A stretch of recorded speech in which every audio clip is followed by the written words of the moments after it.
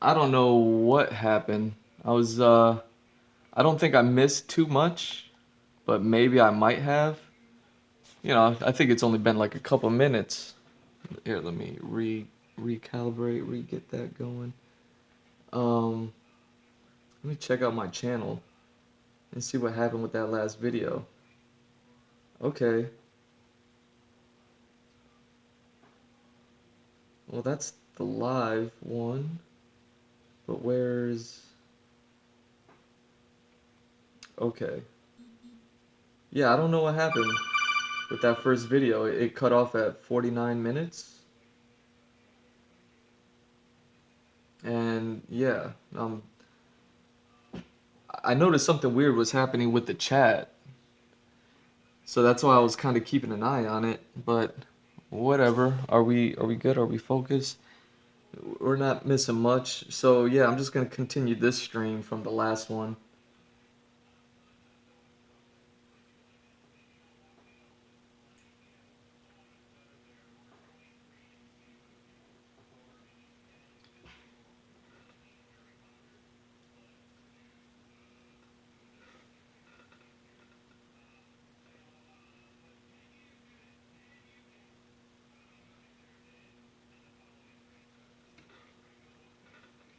Okay.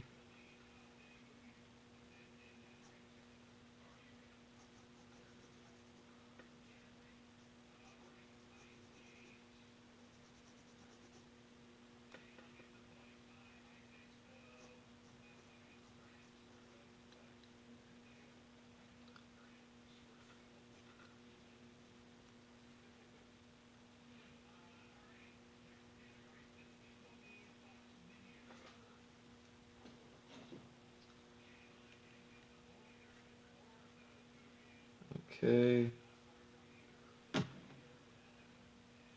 So maybe I'm back now. Yeah, I don't know what happened with that last stream. That was kind of weird. I was just in the middle of streaming something, and I noticed chat was acting kind of funny, where like it was kind of blipping in and out, and I'm looking at the connection, and it's like connecting, reconnecting, da da da da da. Maybe my internet's kind of flickering or something. But either way,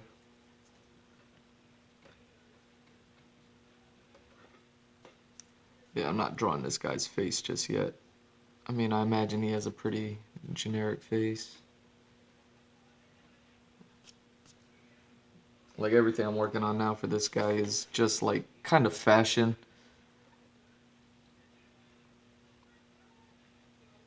Like try to get his clothing right.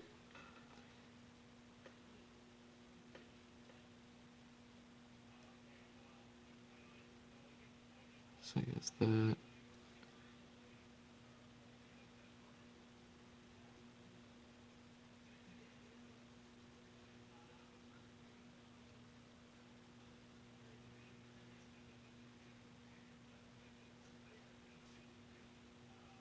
Whatever. So we got that, and then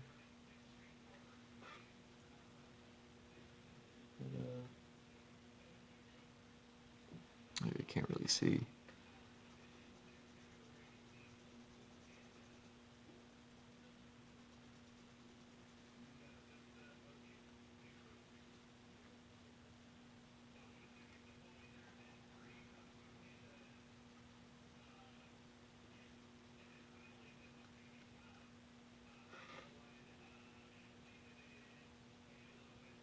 I didn't, I didn't shade these in at all. Let me get that and that up here. Am I on? Yeah. Are we focused? Yeah. Yeah. So this stream is just picking up on the last one. I don't know what happened.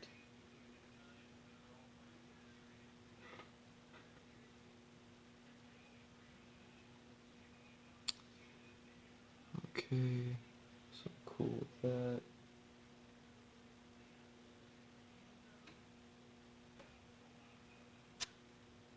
Where's the shadows for this one? Down here.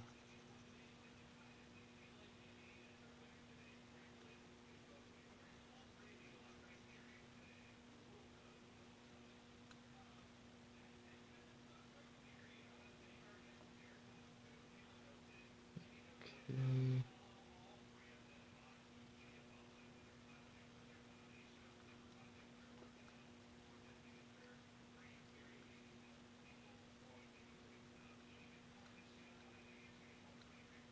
There we go.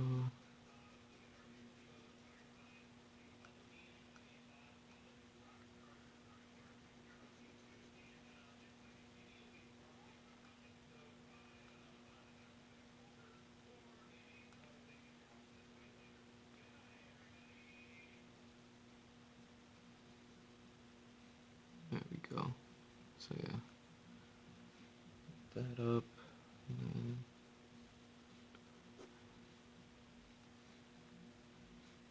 so yeah, in case so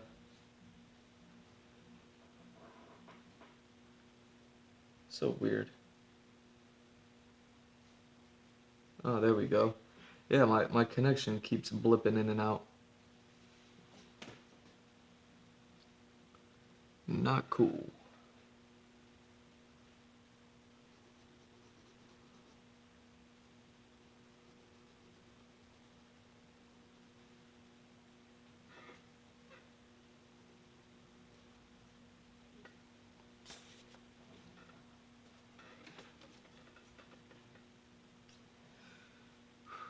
Okay.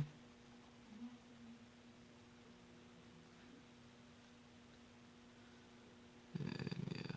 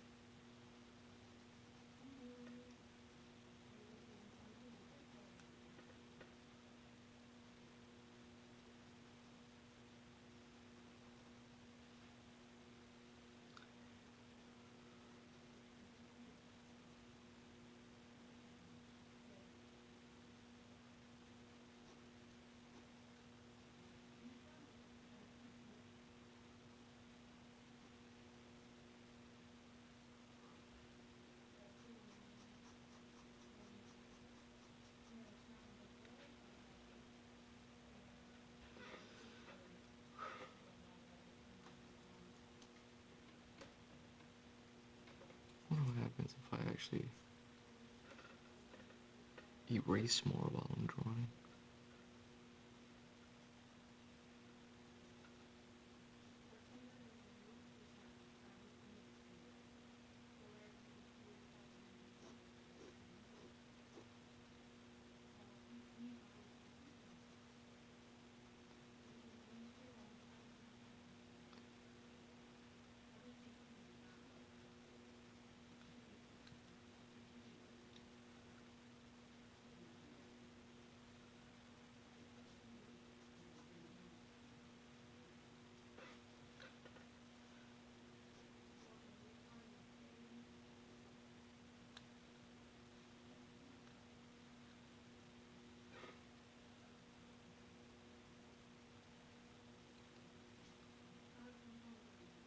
Okay.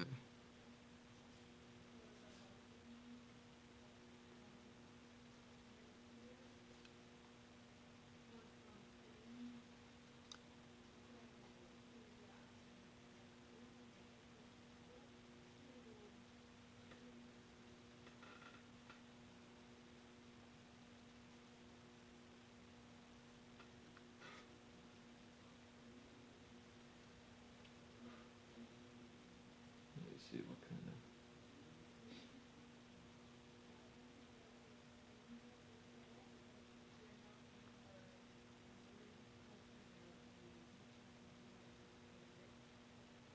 There we go.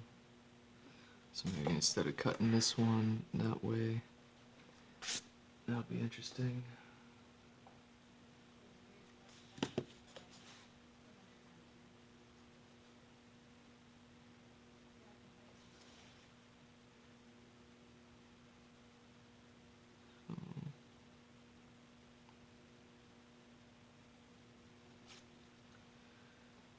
Split it this way.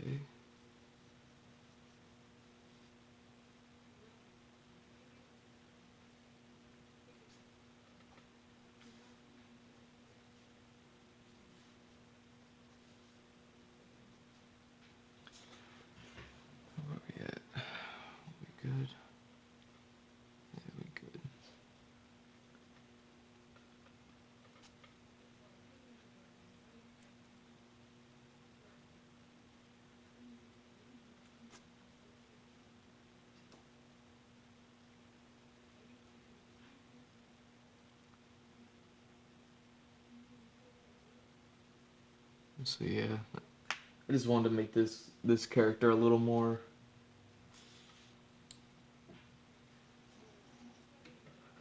like I was explaining before, he's like a younger character.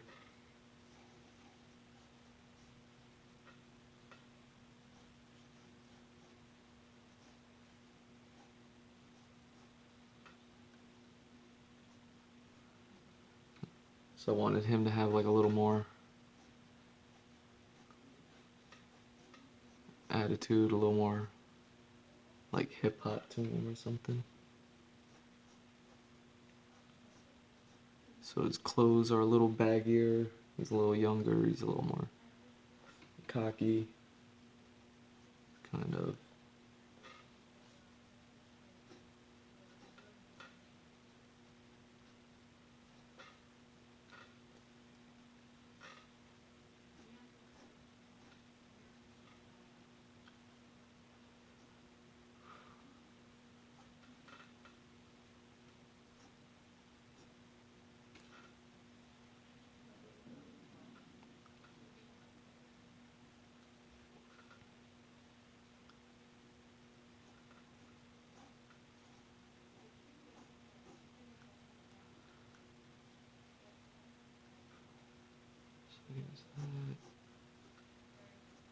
There we go. I think that's what I've been missing.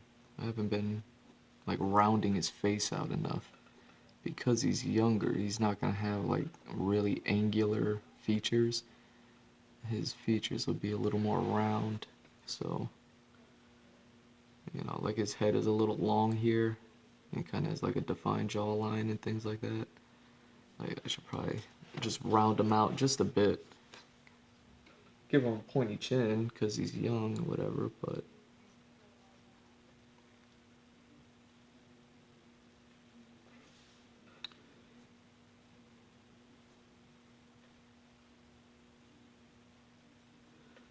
there we go. Oh yeah, I didn't know.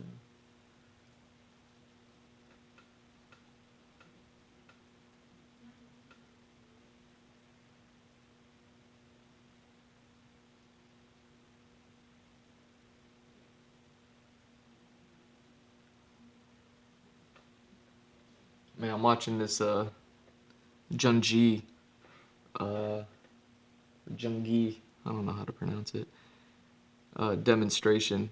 He has a gallery opening in, oh, what country is it?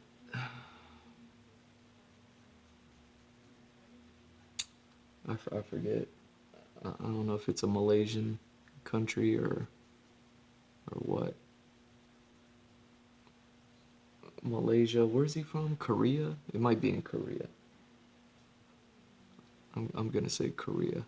But either way, I watch him do live recordings on his YouTube channel all the time. But he hasn't been on lately because he had that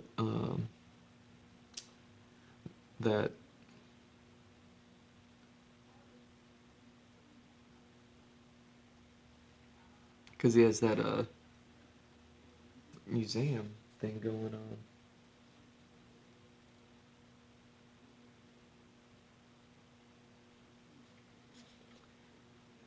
Okay.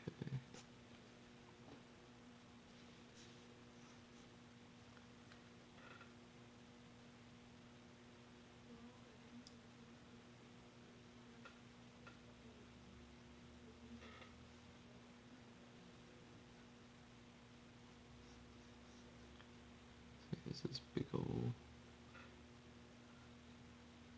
turtleneck thing on.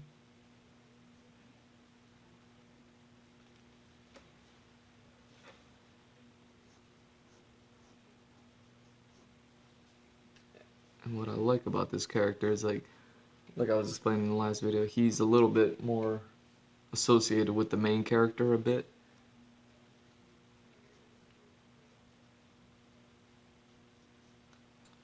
That's why I'm kind of just focusing on doing these quick sketches and trying to just get the fashion right.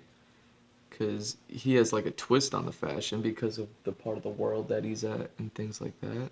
But still, for the most part, he's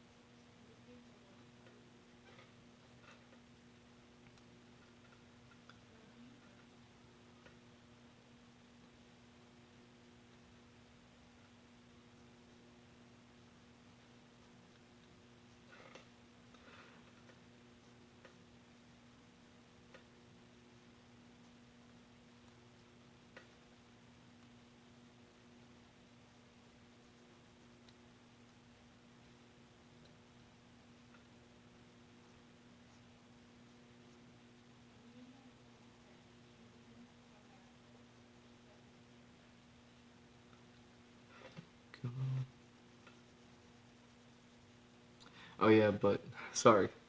I start focusing on what I'm drawing. I forget about what I'm talking about. Um, but yeah, so he hasn't been on because he has that museum thing going on.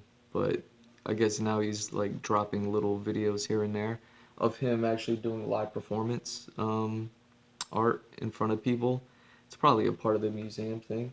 Like, kind of put up a bunch of work so people could walk around and look at it, but also have him performing live during a certain time.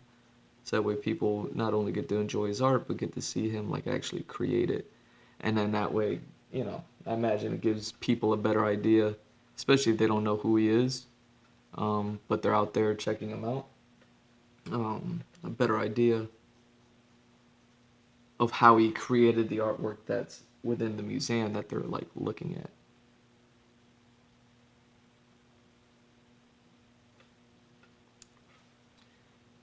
What if I just give him like cheekbones like a motherfucker? Maybe that's what I need to do.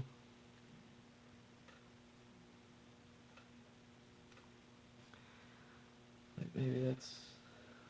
maybe that's what I do with this guy. Just give him some give him some cheekbones, and then that'll be something defining of him. Cause yeah, even though I'm not like really trying to focus on his face right now.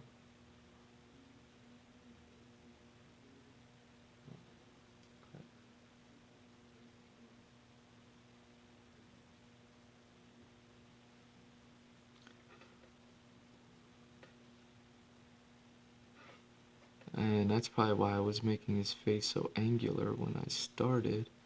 Because he has this round face, but he has these cheekbones that really clearly define it and make it a little sharper. So yeah.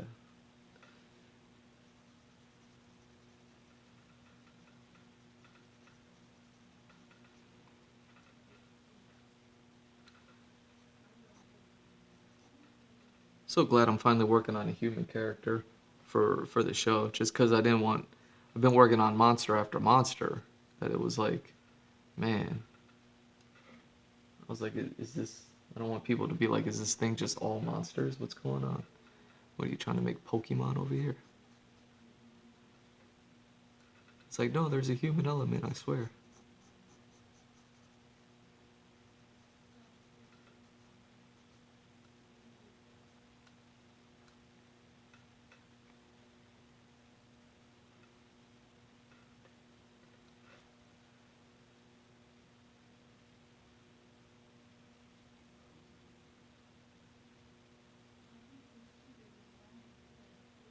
Oh no way, I lost the picture? Did I lose did I lose the reference?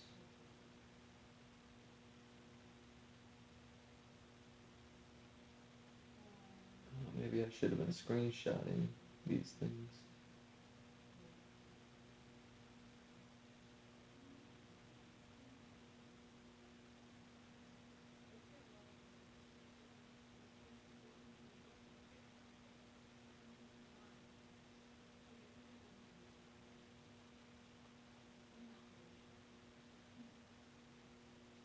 Holy crap. Did I lose it for real? That'd be so whack. Oh man.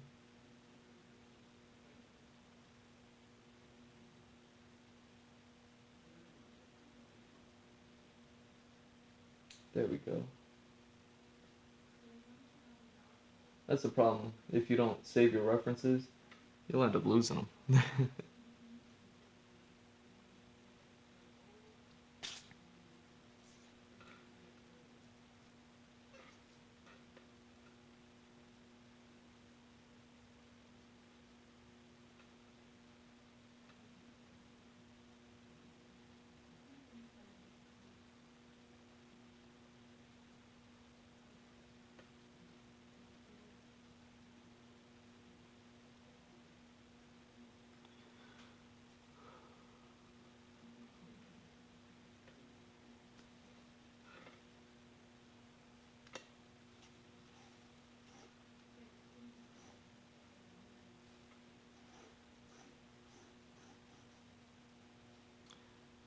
go.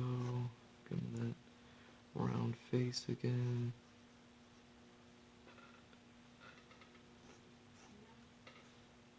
That way.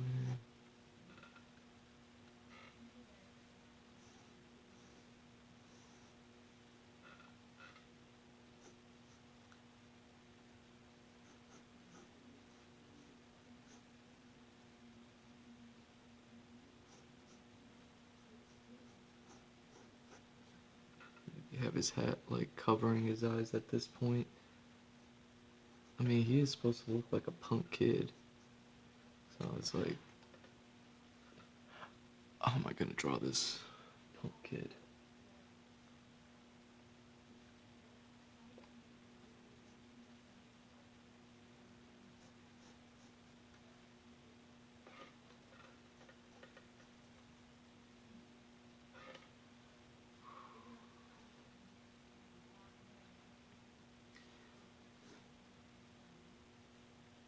And really, I think with this guy, it's all about the like fashion wise. I think it's just all about like what he wears up top. Because he, even though he's gonna have similar attire to the main character.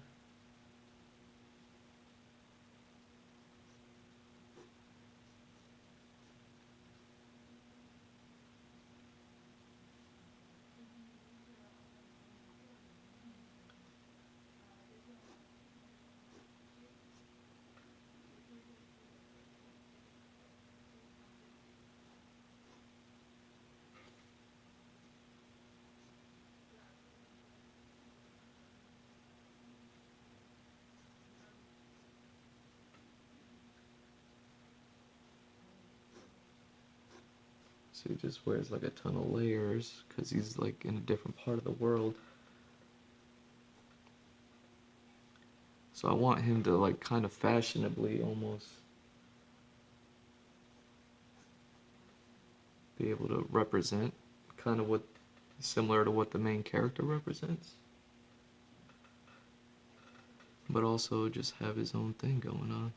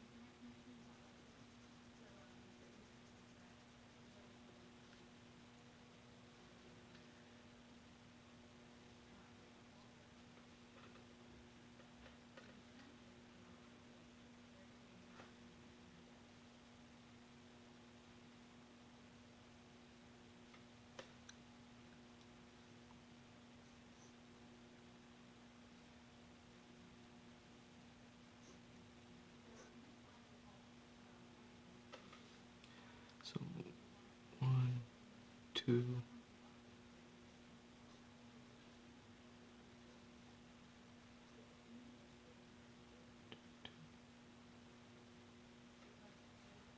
3.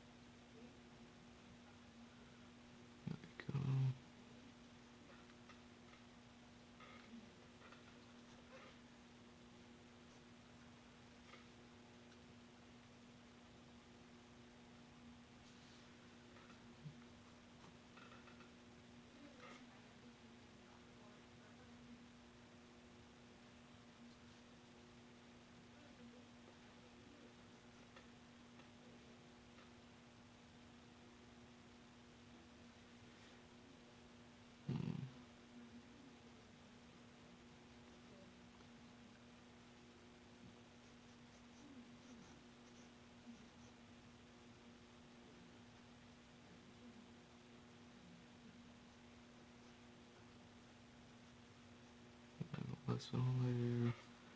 There we go. And yeah, same thing over here. You'll have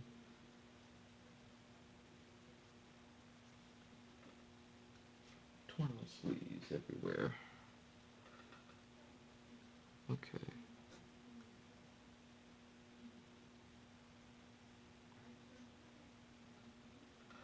So this is there. And this one.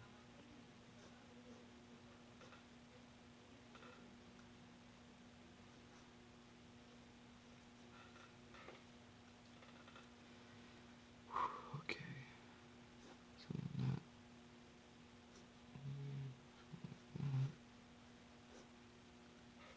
Okay. I can live with that for now.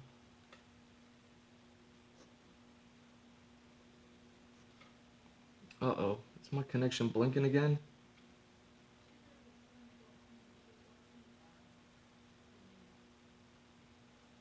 What's going on? It says I'm connected.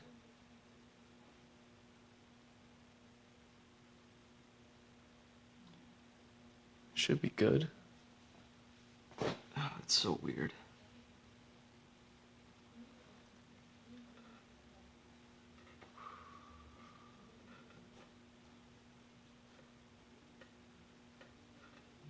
Go. And yeah.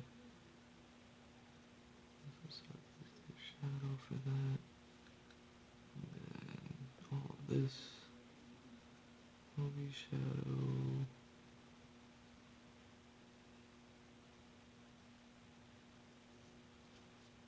Oh, you know what? I totally forgot to make my coffee. Should have been a long time ago. Give me a second.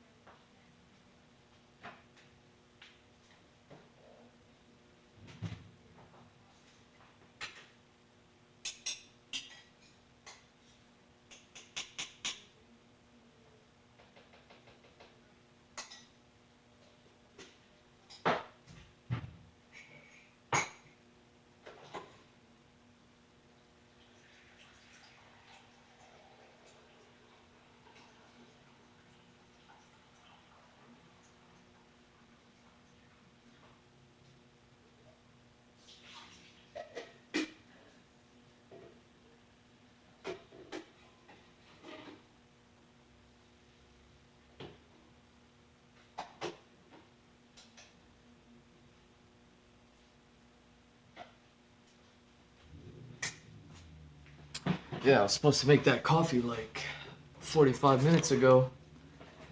I got roped into the stream, and then the disconnection happened. So, yeah, sorry about that.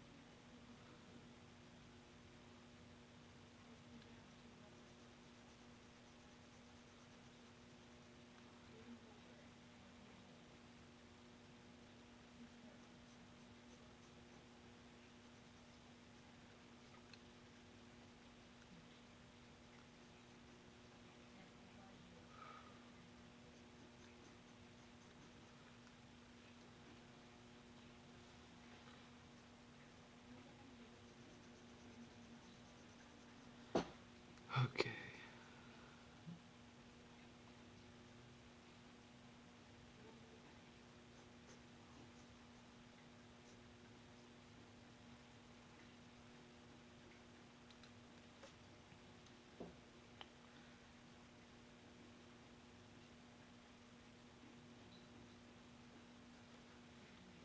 Okay.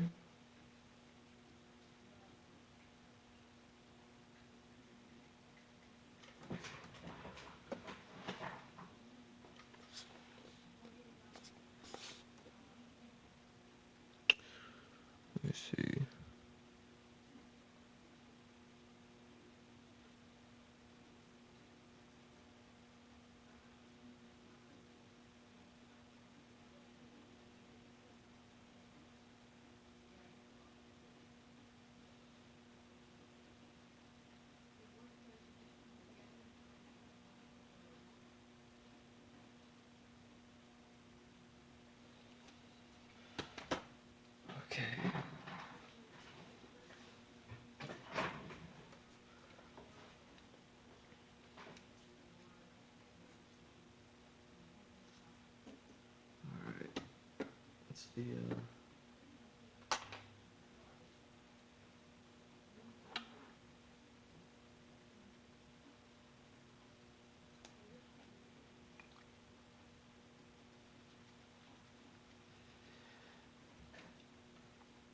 yeah, so because this guy's in the cold, it's basically just always having to like wear layers, but also he fights, so he's always wearing his gi.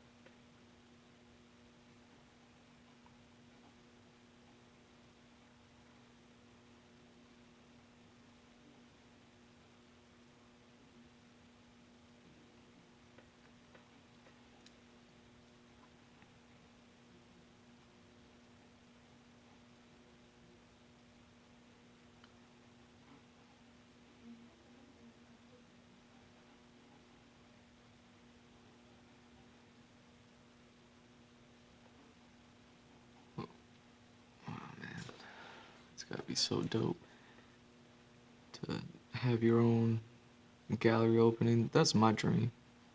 I mean, that's one of my goals is to be able to have my art up in a gallery. Like I've been in galleries before, but it's like I've shared them, or it was like a small gallery. But most of the time, it's like you're sharing the gallery with a bunch of other artists, and those are cool too, for sure.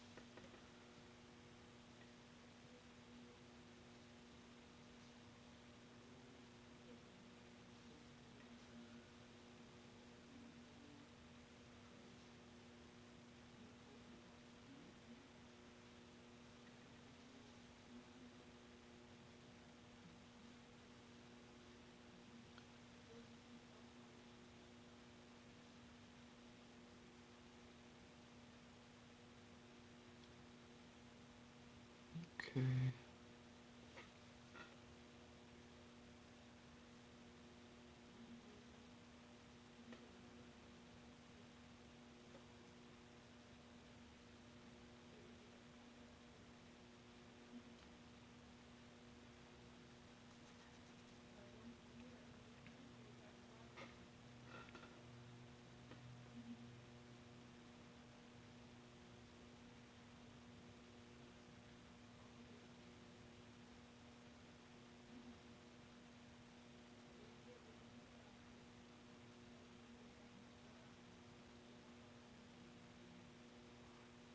Mm,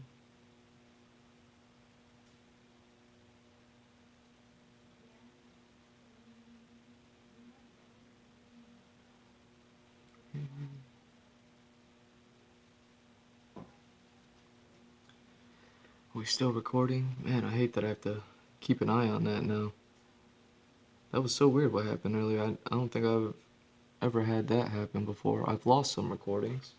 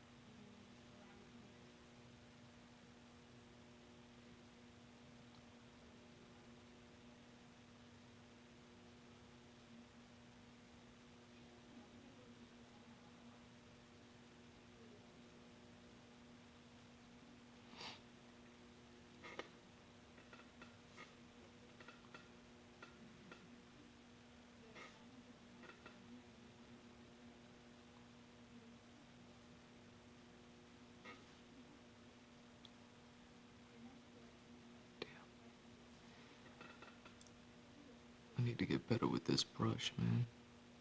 Because I like what I get from it. I just need to get better at using it.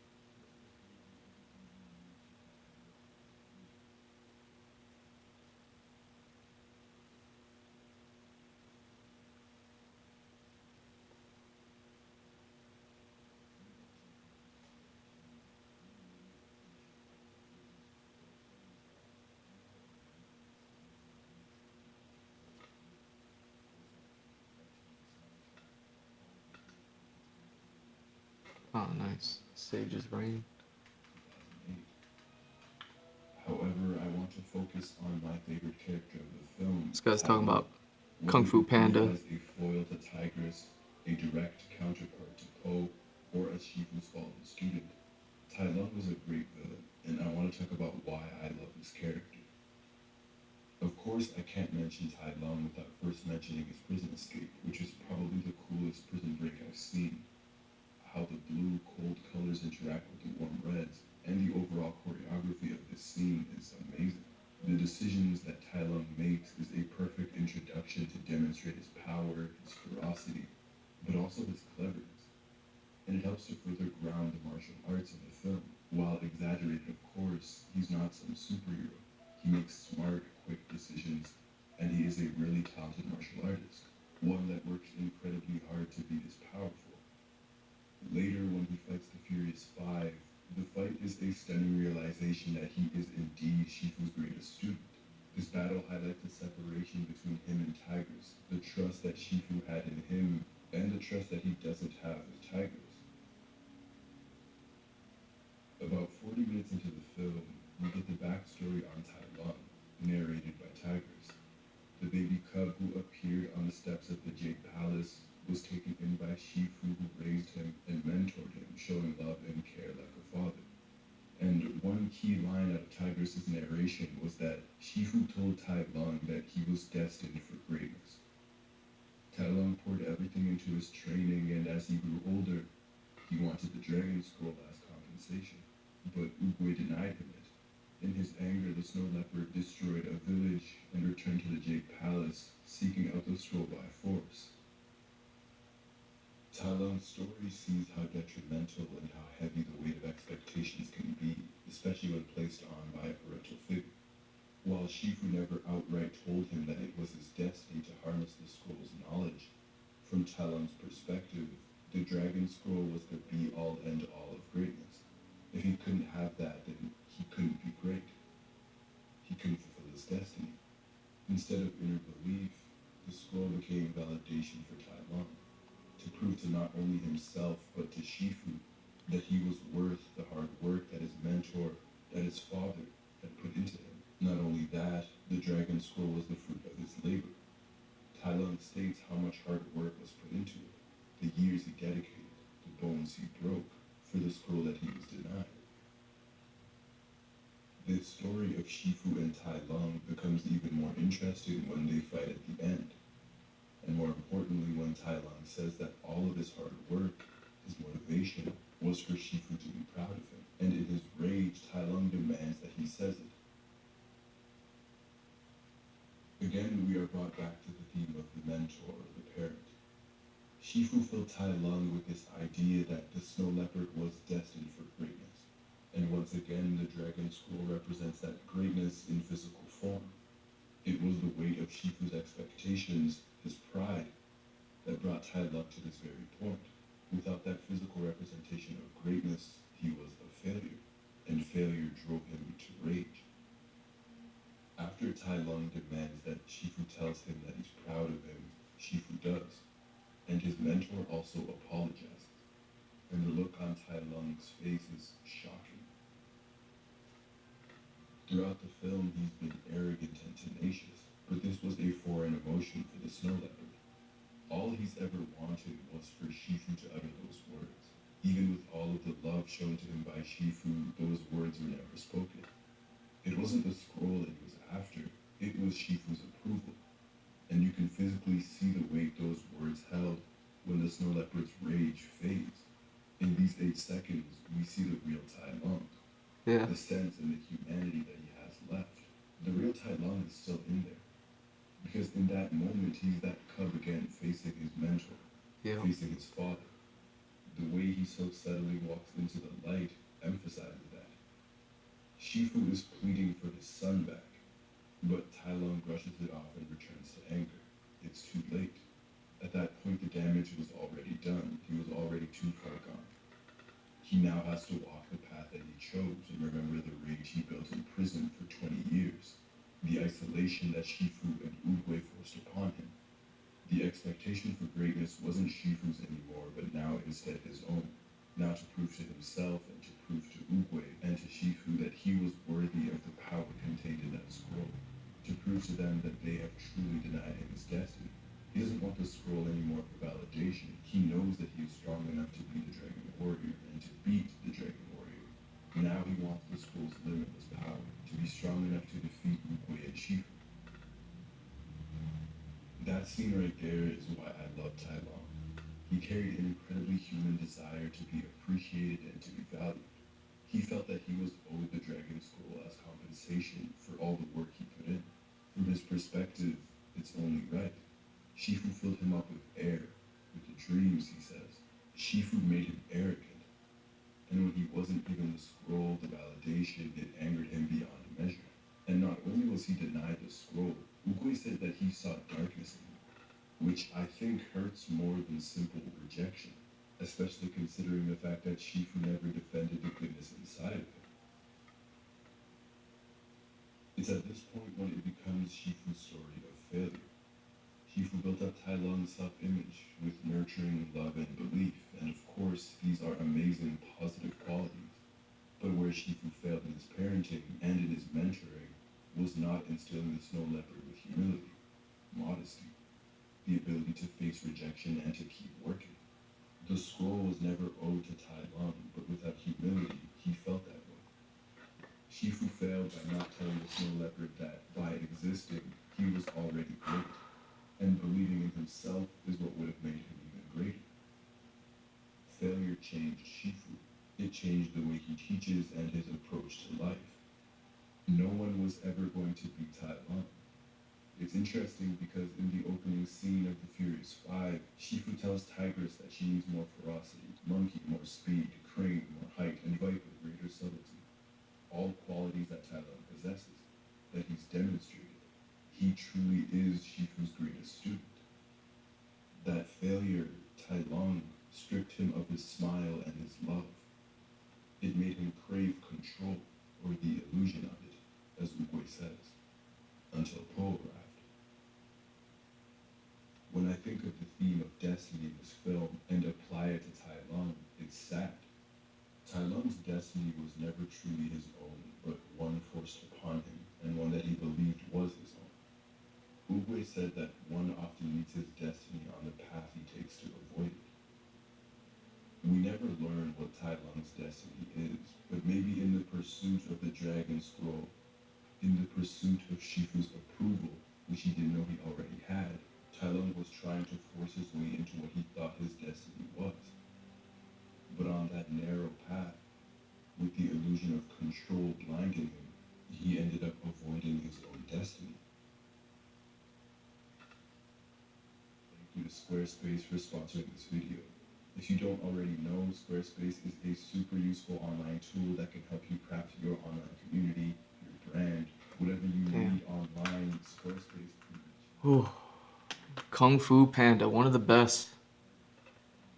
One of the best art books too, man. If you could find one, get it. It took me years. I remember I came across that art book when I was in college, in the library, and I remember going through it, and I was just like, this is some of the best work I've ever seen in my life, and at the time. And I set out to go get it, go get the art book, a copy for myself, and it was so expensive. It was so expensive, man. It took me years before I was in a position where I was like, you know what, I'm gonna spend this money on that art book, and I went and I got it. But yeah, I mean, Kung Fu Panda is definitely one of the greatest films. I mean, especially now looking back, because they created sequels to it, which were okay. Like they looked better. I wouldn't.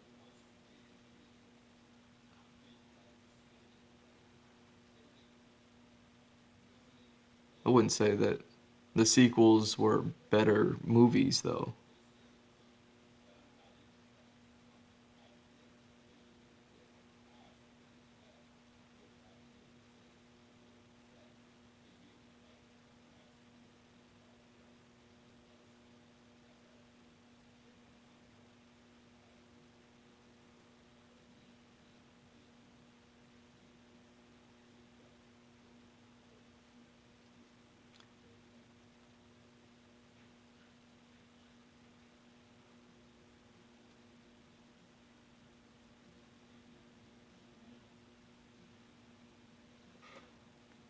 Donnell Rawlings podcast. I haven't listened to one in months, maybe, but he's been in the news recently because of what happened on that Kill Tony episode. I believe I was recording or I was live streaming while witnessing it,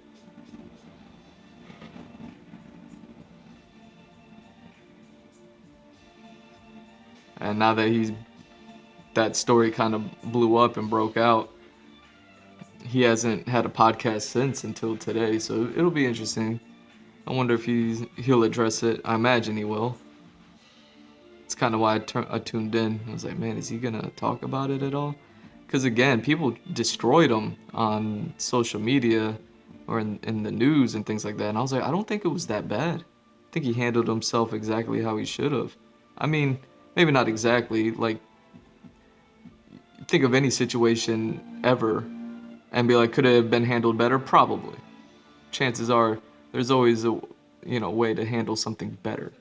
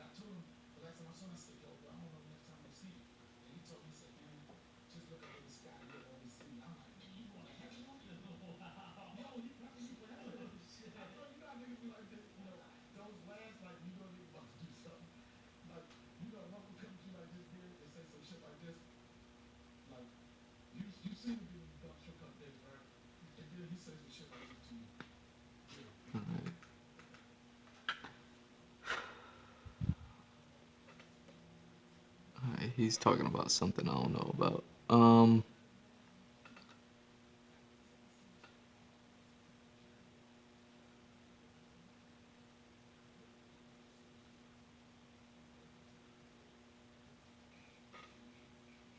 Yeah, let me do this.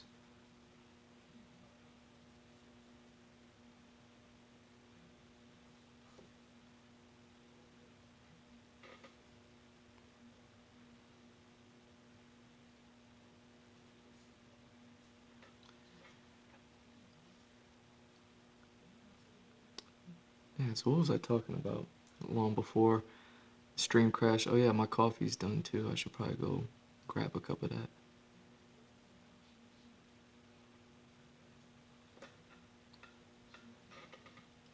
Yeah, let me go do that.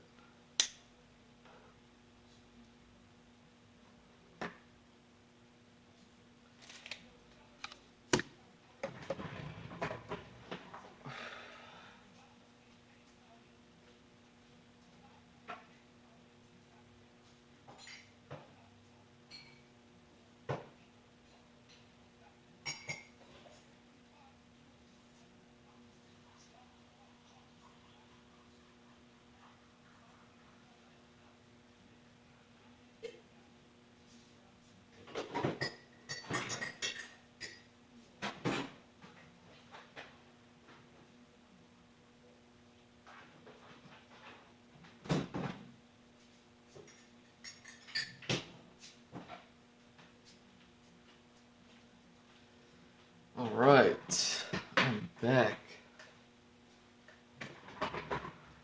Yeah, I'm like an hour late on this coffee, man. I when I started my stream this morning, not the one that I'm recording now for the past hour, but the one before that that cut off for some weird reason. I uh I had like a half hour, cause my coffee is like basically I'll just like brew some kind of watered down, kind of like tea coffee or something like that, and it's scheduled like every 3 hours or something. So I had my coffee, and it was like a half hour until I was gonna brew again. So I was like, but I just wanted to start the stream. So I was like, you know what? I'll start the stream, do my little intro, whatever, and then I'll start drawing. Well, yeah, let me keep that in here. Even though I'm monologuing, I'm not drawing at the moment. So the drawing will be RB, but I'm here. I'm here sipping this hot ass coffee.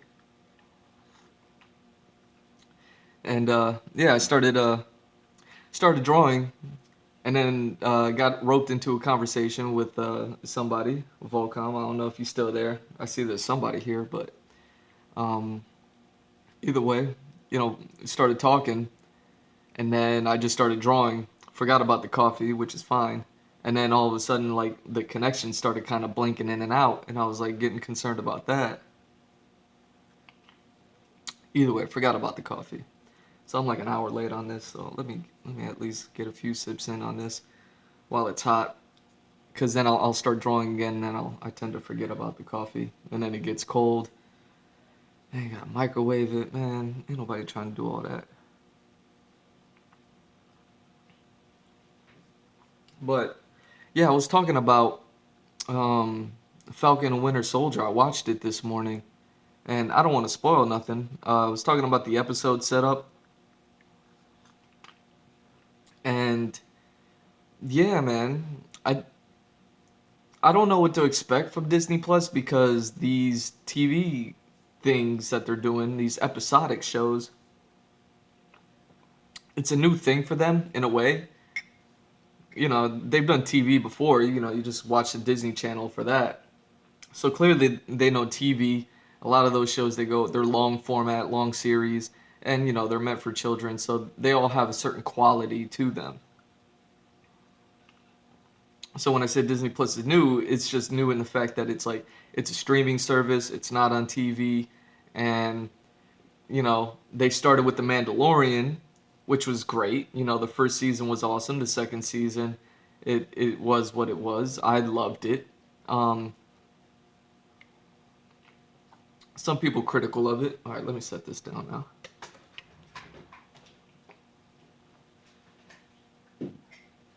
You know, some people didn't like the ending, and I don't want to spoil nothing for nobody, so I won't talk about it too much or in depth, but just give my thoughts on.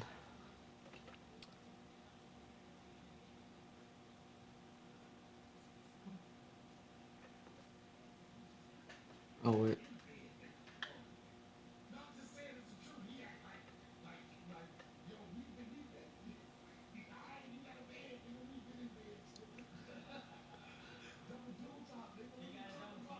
Oh, he's talking about the pillow guy.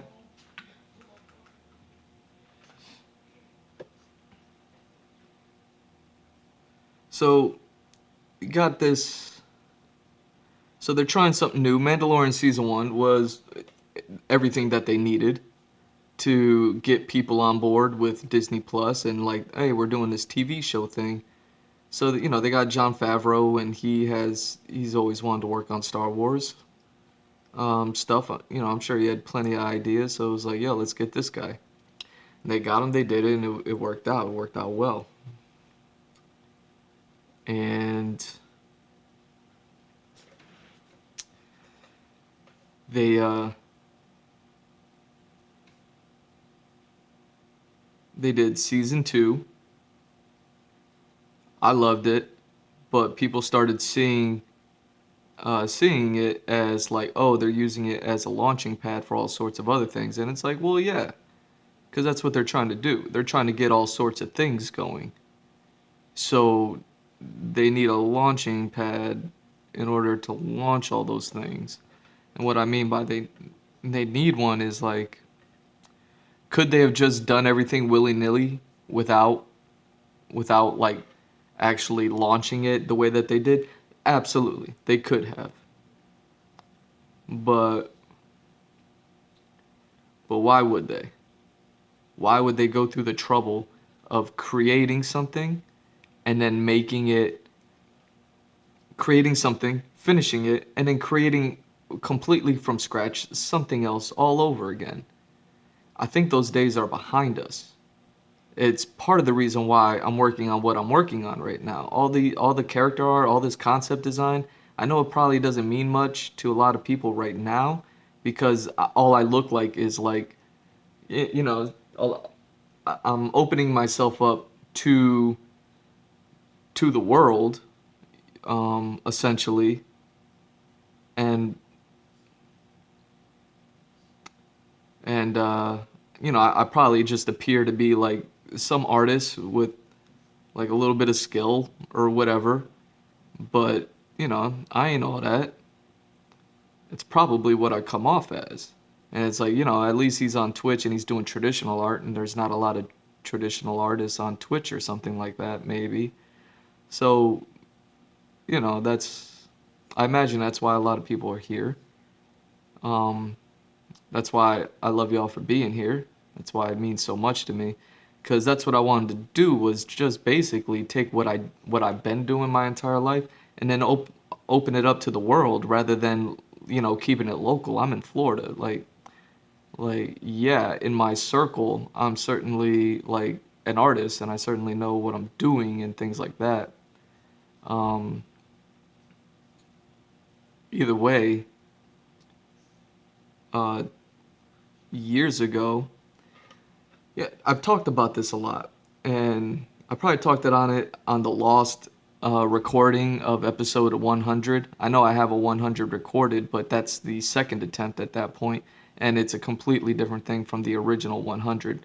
For the original 100, I wanted to do like this big thing where I kind of just like I dove in, I gave the backstory, I gave explanation to anything and everything that I have going on, and it was like complete transparency. Did anybody want it or ask for it? No. But did I want to do it? Absolutely. I I call this art stream. I call this channel the Andrew Glowczewski Experience. What I record here, um, is it a ripoff of Joe Rogan's Joe Rogan Experience? Absolutely. Did he rip off Jimi Hendrix? Absolutely. Like we're all just doing that, which is fine. Um, but yeah, I'll circle back around to Disney Plus in a second. So everything, the only relation that I was trying to like kind of pull with them is like the Marvel Cinematic Universe is Pandora's box. And once you open it up, you can't get it back in. Like it's a new thing. It's a new way to express an old thing. For instance, are cinematic universes new? No. It's just taking a trilogy and extending it past three. That's all that it is. Essentially, that's all that it is. When you look back at history and everything that we've done cinematically, we had movies, and then people started making sequels, and then people started making trilogies. Now, maybe some people made enough sequels that it wasn't a trilogy anymore, but I don't think that it was ever planned or ever sought out, or maybe it just wasn't like linked or connected. Take the old Supermans, for instance. We've had how many Supermen? I don't even know because that shit's old and I ain't watch them, and I've only heard about them. But we've had, I don't know, uh, let me just ballpark it, say four Supermen. None of them are linked. You had the movies and the TV shows, and then we all heard about the Superman curse. And if you haven't, there's like a thing out there uh, called the Superman curse, where anybody who plays Superman ends up like with some bad luck. And I believe that curse may be broken now, which thank God. And yeah, so between all those Supermen, there was like three movies, four movies, maybe five movies.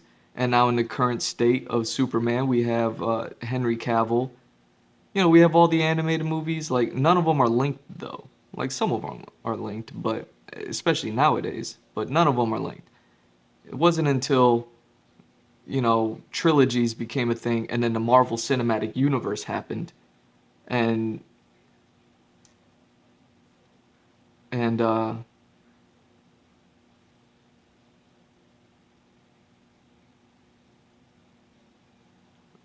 sorry, I thought maybe Donnell was addressing the thing yet. I don't know.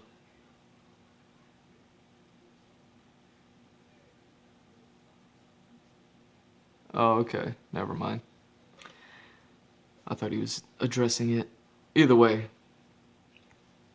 so now cinematic universe become a thing. Like the Lord of the Rings trilogy is probably the greatest of all time trilogies, right? Like we hit Lord of the Rings, that's as good as it's gonna get. Peter Jackson sat there and for how many years? 3 years, filmed three movies back to back to back, which is honestly the direction I thought things were going to go at that time. At the time, yeah, maybe there was like some trilogies, like we had like some of the Batman movies in the 90s that were kind of linked, but kind of not linked. They had different actors, and it wasn't ever brought up as like, oh, these all exist together. It was just kind of like, maybe they do, maybe they don't. Um, because you had the Michael Keaton Batman, and you had, George Clooney, Val Kilmer. Like, there was all sorts of them. And it was like they had different bad guys, so it was like, could you count it as like the same? I guess very loosely, because they're all super different from each other. So those are like we had sequels and things like that. Trilogies became a thing, and the way that those were done was you'd treat each individual movie within the trilogy as an individual movie, but in the sequels, the stories would have to uh, be somewhat sequential. So there was sequencing involved, but there wasn't like much else happening. Um, and a lot of those were hit and miss, hit or miss. Then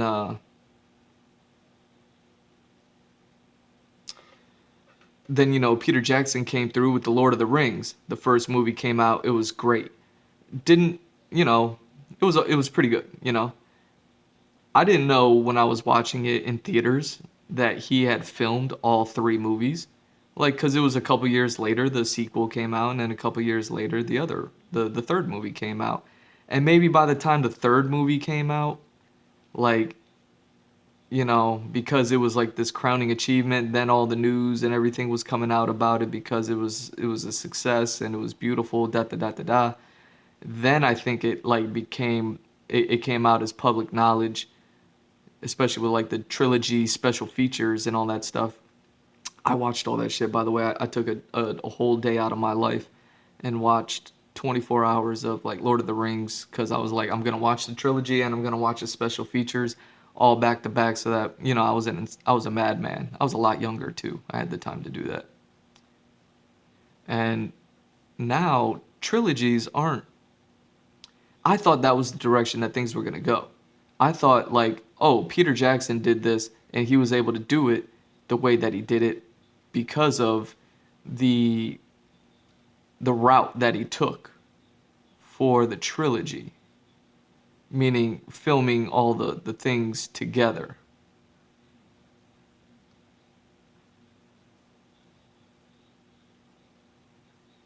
And I was like, okay, like, are trilogies going to continue as they were, being treated as individual things? Certainly. Not everyone can do a production like Peter Jackson's Lord of the Rings. Not everyone has that sort of budget, money. Actors don't have that kind of time. You know, the stories may not be as good. It's Lord of the Rings, it's a classic. Like, you know what I mean? Lightning doesn't strike twice, but can you replicate it? Absolutely.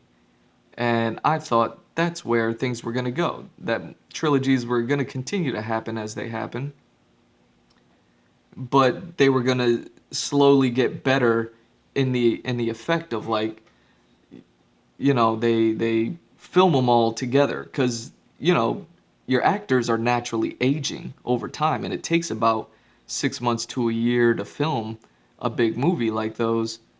So, the fact that he filmed them all three over the course of 2 years just to get all the shots that he needed was, unprecedented at that time. For actors to sign on for a 2-year movie shoot is insanity. I think it was like Liv Tyler was the only one who didn't have to do that because, her scenes were far few between and only linked to Aragorn. She wasn't like in the whole thing, but all the main characters, Frodo, Aragorn, Legolas, Gimli, Sam, like all the main characters, the Wizard Man, what's his name? You Shall Not Pass, Gandalf, like all of them, they signed on for 2 years. They left their life behind for 2 years to go to New Zealand and film. Now it sounds sexy, but it's a sacrifice and it costs a lot of money. You know what I mean? Because you have these expensive actors, on set. You know, Legolas was also filming another trilogy at the time, and like I don't know how all of it worked out, but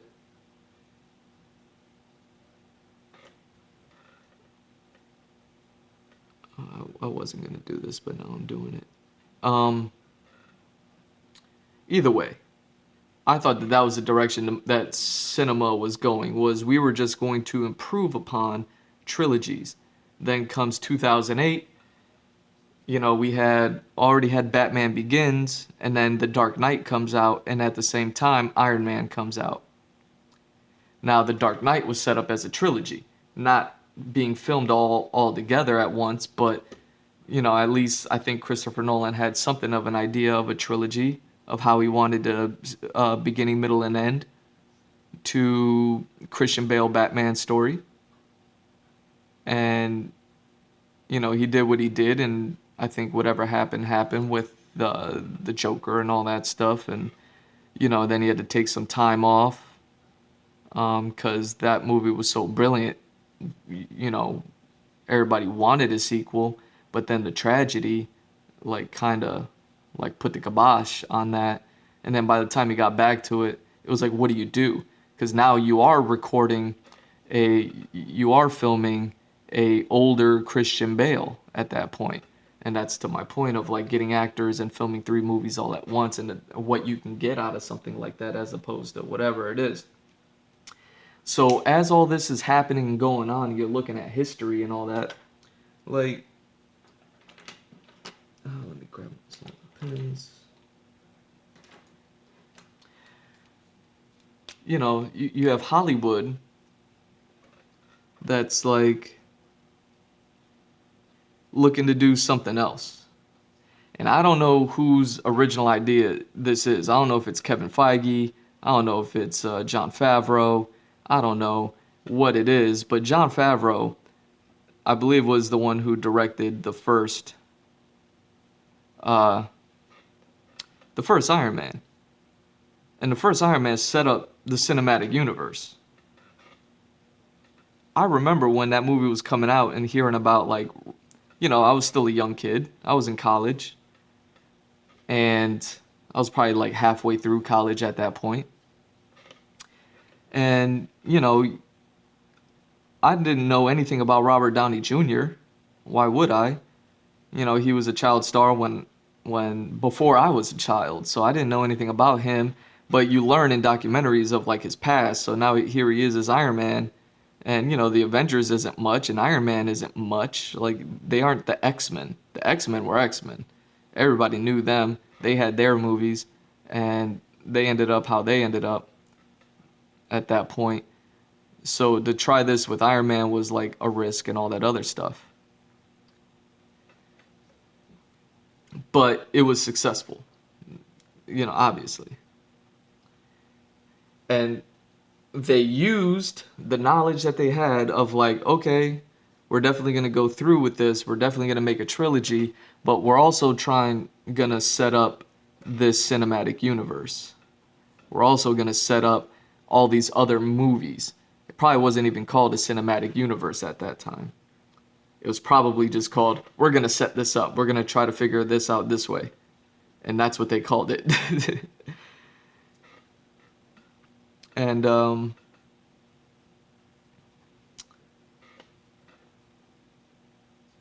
you know, they figure it out. They're like, okay, we, we want to build up to the Avengers. We want to go from Iron Man to the Avengers. Who's going to be our team? Well, we already got Iron Man. Okay. Who does Iron Man deal with? Here I go, forgetting about my coffee again. It's already getting lukewarm. Let me take a sip.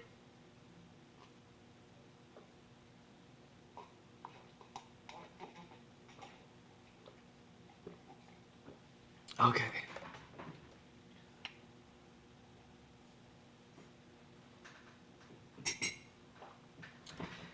You know, we need Captain America, we need Thor, want the Hulk, and we'll figure the rest out. Okay, cool. Got to get a girl in there. Okay, let's get Black Widow. She's around for the Avengers. Yep, cool. So they figure all these things out slowly but surely, and they start setting it up, but they have to start writing stories. Because now it's like, okay, now we need to link them. Now we need to put them in unison. They can't all just be their own thing that don't make sense with one another. They had to go tackle that. And they did that, you know, with more or less success. And completely jumped over what I thought the industry was going as far as like shooting, like filming trilogies all together and telling one giant story with it. You know, that, so there's side effects to it because The Lord of the Rings, the bad guy in the first movie is still the bad guy in the last movie. Where with all these other these comic book movies, there's a different bad guy every movie. You know, pretty much. Like Loki was the bad guy for Thor 1 and Avengers 1, but they lined it up that way. Where Um, you had for Iron Man, what was it? You had Warmonger or Ironmonger, whatever it was, and then and then Whiplash, and then the Mandarin, not Mandarin, Extremis, whatever it was for the third movie. Like none of them were really linked. You know what I mean? The only link that they had was Tony Stark himself, which is like, yeah, of course. But where like Ironmonger, Warmonger, whatever his name is, he is he worked with Tony Stark. And then you had Whiplash, who like Tony Stark's dad screwed over or something like that. And then you had the Mandarin, who he like kind of didn't meet him on the roof or something. And there's that joke that goes around like, oh, Tony Stark created all of his own bad guys. Well, yeah. So did Batman. Like that's how it goes. That's how you get meaningful bad guys out of things. But none of those are linked. Extremis has nothing to do with with Warmonger and things like that. Like you could try to loosely connect them for sure. Yeah, like you can like force it to happen. Absolutely. But they didn't. They kind of did it one by one by one. And I think it shows. And then Captain America, same thing. You had Red Skull, Winter Soldier, and then Iron Man. Or Zemo, I guess, if you want to call it that. Either way, like they had Zemo almost has nothing to do with Red Skull. Like, sure, he references him a lot, saying like, especially now with the Falcon and Winter Soldier show, Zemo's always talking about like, he had a pretty good line about super soldiers is always gonna bring up supremacy because it's in the word. I was like, damn, I never thought about it like that. You know, when you think of like Nazis and all the bad guys, and it's like, oh, supreme race and this, that, and the other. Like, yeah, they're saying supreme, da da da da da, but I never put supreme and super together, and in a way of like saying, uh,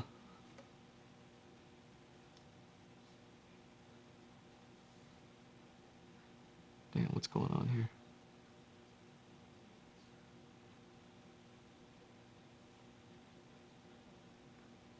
Oh, is that what's happening?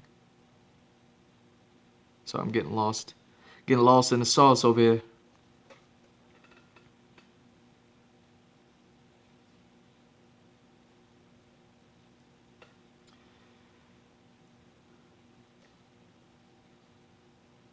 So you could sit there and say like, yeah, Zemo kind of has something to do with Red Skull just because he's aware of him. And it's like, that's not what I'm talking about. You know, not when it comes to like Lord of the Rings, where, and I'm not saying one is better than the other. That's not what I'm trying to do here or put anyone down. I'm just simply calling out the differences and talking about the um, evolution of storytelling. And then I'm going to tie it back to what I'm working on right now. Of course, it's the Andrew Glowczewski experience. Of course, I'm going to talk about myself and what I'm doing here because I am doing something, and it's important to me, and I think I have something that I could share and show the world, and it would be important for the world to see, or for people to know that it's possible, because I recognize things, and I assume everybody else does. And then what I've learned over time is like, nah, like people don't see things as I do. So it's like, okay, that's why I started this. So I could share my ideas and, people could see it my way or not. Maybe I'm a big idiot. Either way. So they set up trilogies for each Avenger, but they weren't at all really linked. Like Loki and the Avengers was probably the greatest link.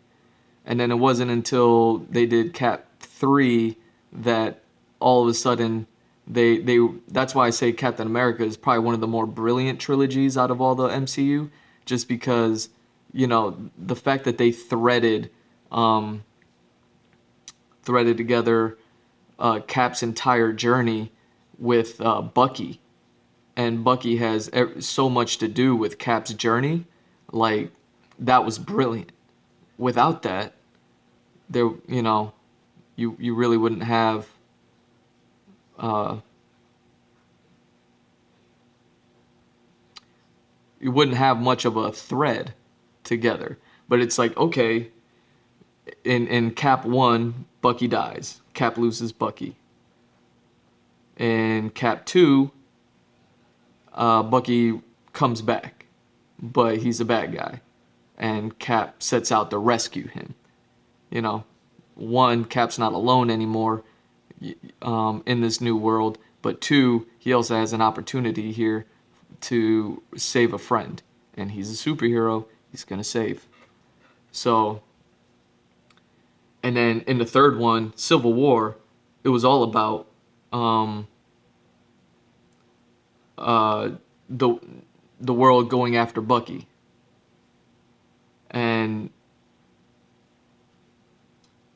and Captain America being like, nah, sorry, that's not that's not gonna happen. And Bucky being the plot device to actually connect all three movies was ingenious, but it was still done on the fly. It wasn't like they filmed all three movies back to back, Lord of the Rings style. That's just brilliant writing. So, um, all of that to say, just how, yeah, how am I tying this together? Give me a second. I'm trying to draw, and I'm in the middle of shading and rendering, and I'm like, am I doing it right? As well as trying to like hold a thought together about MCU and movies and evolution and things like that. Um, well, yeah, I guess what started it was talking about the episodes and things like that, and how they're like short or the different storytelling formats. But yeah, to take it back to Cap and Bucky and cinematic universes, and okay. See what I mean by like I'm a big idiot? Like I acknowledge that. um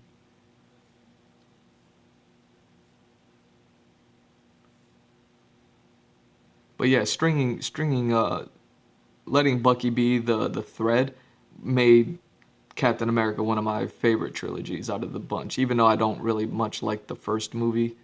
Um but again, the reason why I didn't like the first movie was just because it was obvious to me. Everybody knows. Well, I shouldn't say everybody knows, but Cap's story is pretty straightforward in the beginning.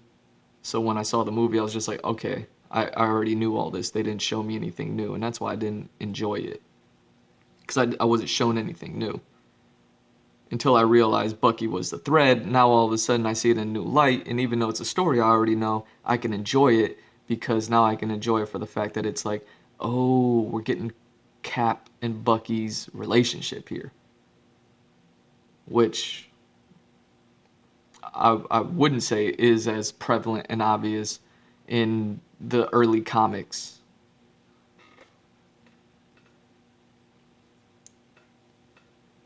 I feel like I'm going off the rails here with what I'm trying to explain.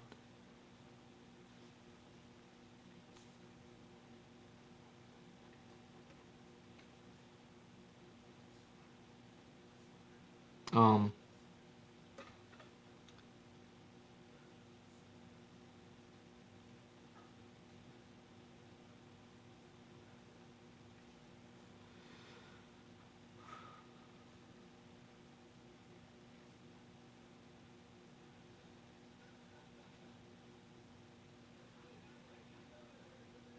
yeah.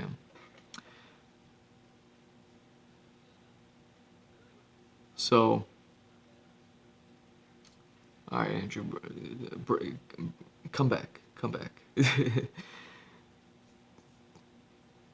So, evolution of movies and storytelling, and how Disney Plus is doing something new. Again, all this is off the top of my head. It's not scripted, so I don't, when I lose myself, it's like, oh crap, where am I? What am I doing? Um,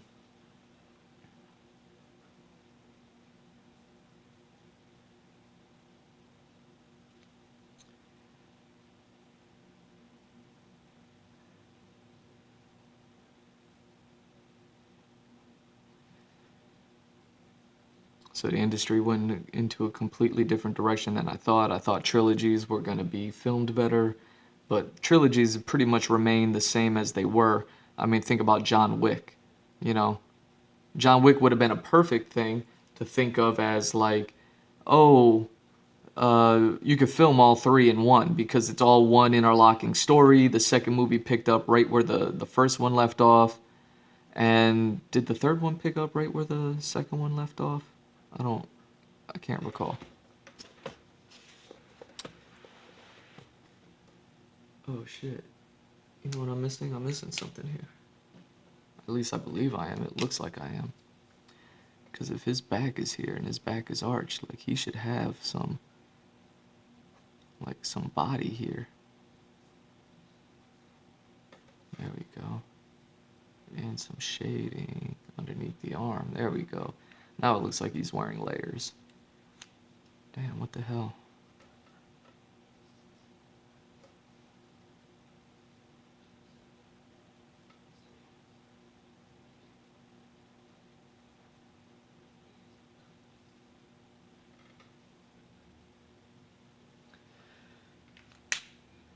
Either way. Um,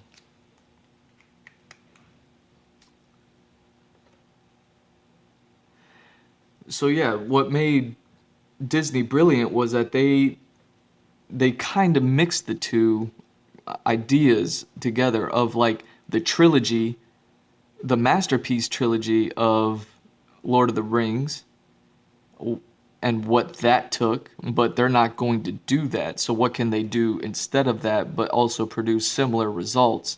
And you have the MCU. And now it's like, okay, everybody's getting trilogies.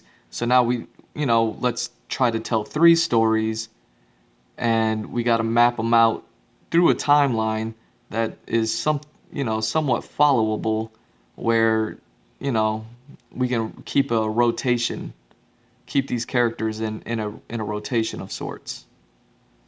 And they did that. They figured it out. That's just good writing. And it's like, okay, well, if Iron Man was to build up to Avengers and everyone's getting a trilogy, Avengers is getting a trilogy. And it's like, yeah. Okay, so we need to have all these, it's like a whole lot of math at that point of like an algorithm of characters, timing them out properly, things like that. And after timing them out, it's like,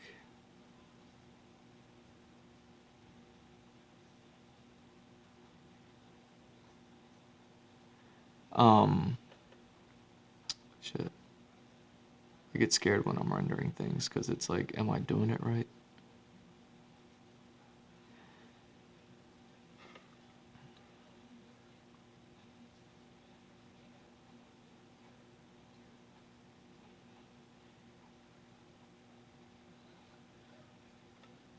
Okay.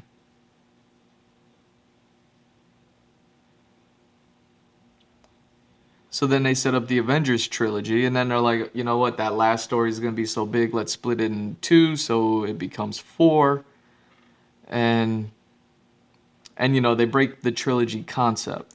But it's such a big bang at the end of Infinity War and then Endgame. It was such a big storytelling, but it's like, okay, now we need to keep it going because this is a business and businesses are booming. and we need to keep it going. So how is we gonna do it? And all these streaming services, whatever, and they're like, okay, we're gonna create a streaming service, and then it's like, well, within all this cinematic universe, we have all these side characters, sidekicks, people who didn't get the trilogy, but we got these amazing actors to play them.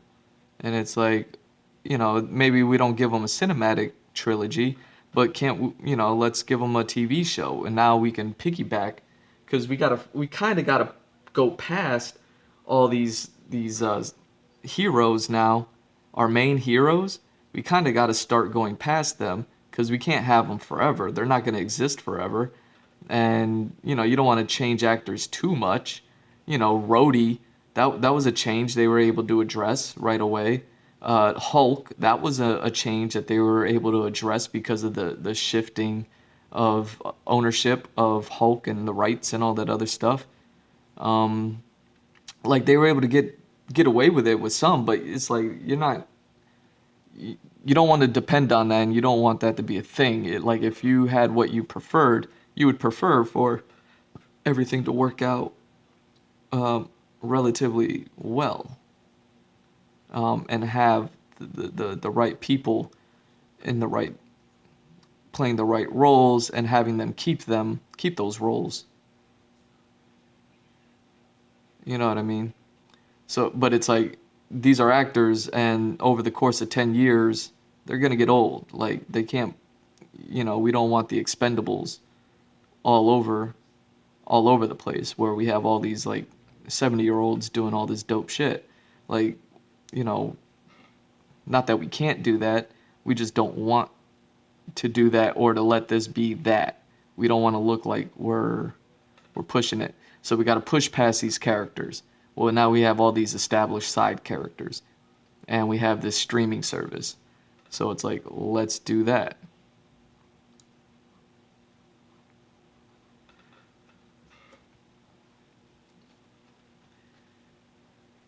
And and again, they did The Mandalorian, has nothing to do with um uh the Avengers and all that, but it does have, you know, the success that they had with that of just creating a story. And even though they have all of Star Wars mythos to pull from, they don't have to really stick to any particular story. They can just kind of make it up as they go, and do whatever they want to do, and change on a dime if need be, things like that. Like they set that up. That's not an accident. And so with that success,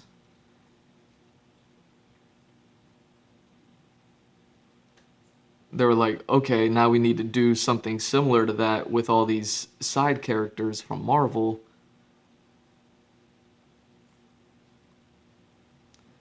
Now they do that. But either way, I guess circling it back to me and what I'm doing here, um, damn, why does this look so bad?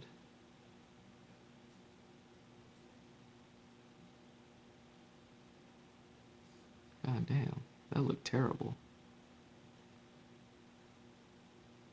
Oh well, I'll touch that up. Uh, what I'm saying is they changed the game. The game is different now. The industry is different now. Um, yeah, I was wrong about the trilogy thing. Maybe it's still gonna happen. Maybe it's still in the works. Maybe when it comes to telling stories, you kind of have to you want to tell one story because you have to have one good story, or else you won't even get to the trilogy. But you may want to, when you start writing a story these days, start setting up for the trilogy. And now that we've gone to cinematic universes, it's like maybe you even want to be able to open it up enough so that you're um, not even doing just, even though you need one successful story, but you're writing the trilogy, maybe you need to write more, my god, my connection's going in and out again. Why is my connection blinking? I don't like it. Um, but yeah, I'm noticing it do the whole blinky thing with the connection again. So if I get lost, oh well. I'll just let it be because this is just me rambling and I'm not really being concise with my thoughts right now because it's just really hard to do that while creating this. Did I take pictures, by the way? Oh no, I didn't, because I gotta do some other stuff first. Um, so yeah, now when you write a story, it's like you don't want to just write one because if it's a hit, now you gotta write two. Because of course, if it's a hit, you're gonna want to make another hit. So now you have to write two. And it's like if you didn't have one in the tuck ready to go, now you're going to start running into the same problem that the industry ran into 1 decade ago, 2 decades ago, 3 decades ago when they were trying to make like multiple movies of the same characters and things like that. You're going to have 90s Batman movies all over again. Nobody wants that. We've evolved to this new state of cinematic universes that's like, you know, you're not gonna you're not gonna be able to. Here we go.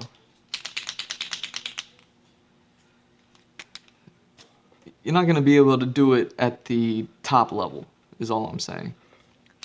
Like if there's a way to do it and a way to not do it, you know, maybe it's best, even though you gotta tell one dope story, to prepare for a trilogy. And honestly, I think I see that happening with a lot of shows, um, and it's being mishandled or misrepresented, or shows are kind of lacking because they're overreaching, because maybe they do write one good story and then it becomes so much. Could you imagine if they tried to fit the entire Lord of the Rings trilogy into a single movie? How like one long it would be, 4 hours, like the Snyder cut wouldn't be shit at that point. And then two, you would just have so much going on where it was like, I don't even know what the hell happened. And so much would have got cut out. And I think I'm seeing that with a lot of properties.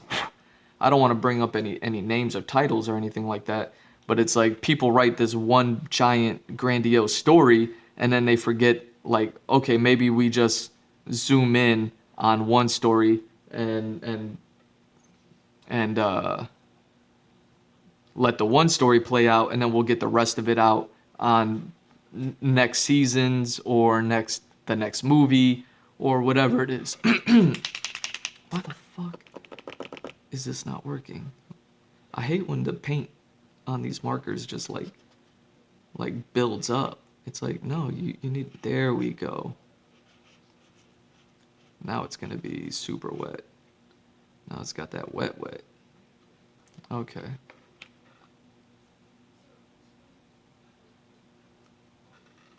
See, I hate that it's so chunky. How am I supposed to clean that up?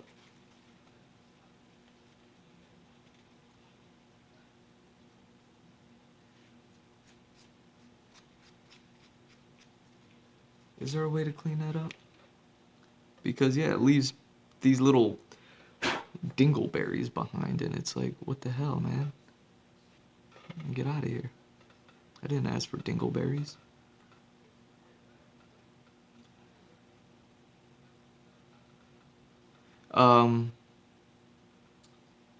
But yeah, I'm going off on another tangent. That's probably like a different topic to talk about. As far as me seeing like people trying to fit too much into a single story. It's like what happened with all the old Dune stuff. Like the best Dune so far was like the one where it was a TV show and it was because they were able to like fit enough in there. But even that was like hit and miss. We'll see how the Denis Villeneuve movie does. But either way, um,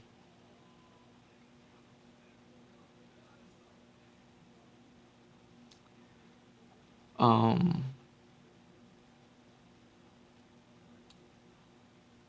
God damn, where am I trying to go? My brain is just not focusing right now. I hate that.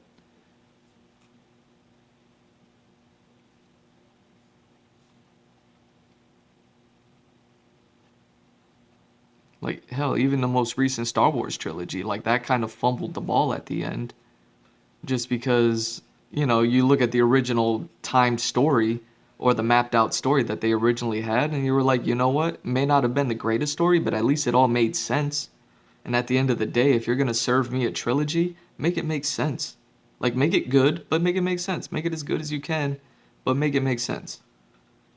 And, I think because that was lacking, the end result wasn't that great.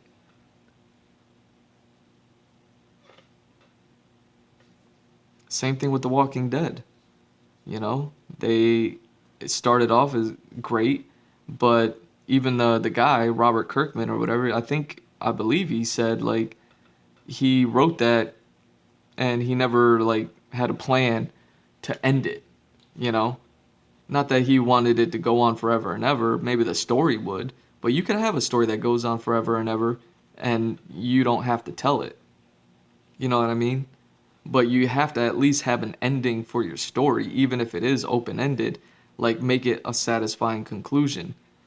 And then you have this TV show, it's a huge hit, and now all of a sudden it's like, oh, crap, how am I going to end this now? And then it runs into its own issues.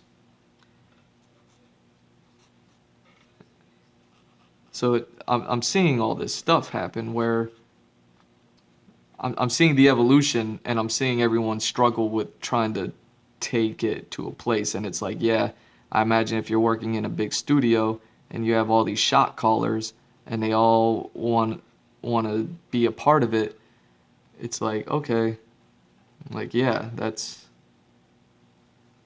gonna happen because you have everyone's opinion flying all over the place and everybody, you know, you gotta address them all. Which is why I just decided to work on my own thing here. One, because I can't even be a part of the industry because I can't get into it. But two, it's like, well, I just need to show the industry that I am worth it, worthy of it, I guess, And, they had an opportunity to hire me and get me involved, and it wasn't taken for better or worse. Oh, is my connection still blinking in and out? God damn it.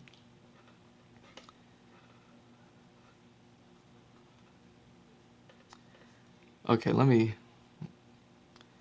bring it back. So what I'm saying is right now the industry is trying to figure out how to tell these long story formats to get these things going, whether it's a cinematic universe or a seasonal show that isn't Seinfeld, that isn't um, Always Sunny in Philadelphia. Something that's not just episodic and every episode is something different, but something that is uh, continuous, something that has like continuity to it and maybe even linked to a bigger universe. Like everything is all about, as far as business goes, it's about making money. And then after you make the money, it's about, you know, the art. And it's like a lot of it is all really convoluted right now. And, it's still amazing that as convoluted as it is, they're able to make things as good as they do. WandaVision, Falcon and Winter Soldier. It's all really good. I know I'm poo-pooing the fact that it's like 6 episodes, but hey man, if it's great, like then they ain't no problems. But we're coming up on the last episode and it's like, man, they have so much going on. So that's kind of what pushed me to start talking about this.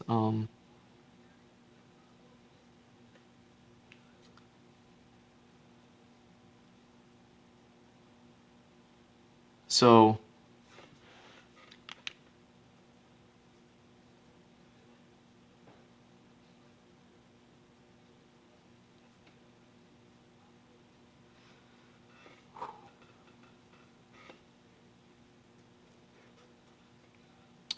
Uh, damn. Listen, my voice crack. Uh, Let me try to like stop tangenting off. How the hell? Why do these little paint dingleberries things keep popping up? Am I just being too rough with the marker? Do I need to be like lighter with it? Nicer and kinder with the marker? Is that gonna not bring up all these little dingleberries? Okay. Sorry, I keep calling them dingleberries. I just don't know what else to call them. It's what they're like. So now let's like look at a video game like Final Fantasy VII. They spent the time to write a story that is looks like it's going to be spanning a whole lot, and it's going to cover a whole lot, and it's going to set up a whole lot in the future. And but they knew like, okay, we need to but we just need to start with one. And that's what they did. They created the Final Fantasy VII remake, and I think it's a masterpiece. And there's a reason for that. It's because one, the game standalone as a standalone video game, it looks it was really good. And as a shit, and as a long format with what you see Square Enix trying to do with it, where they're like, all right, we have this going on, that going on, and we're gonna do all this stuff with it. And it was like, yeah, it's all built off the backbone of this Final Fantasy VII remake. That's what I'm saying. Like all these movies need to do, just like they built.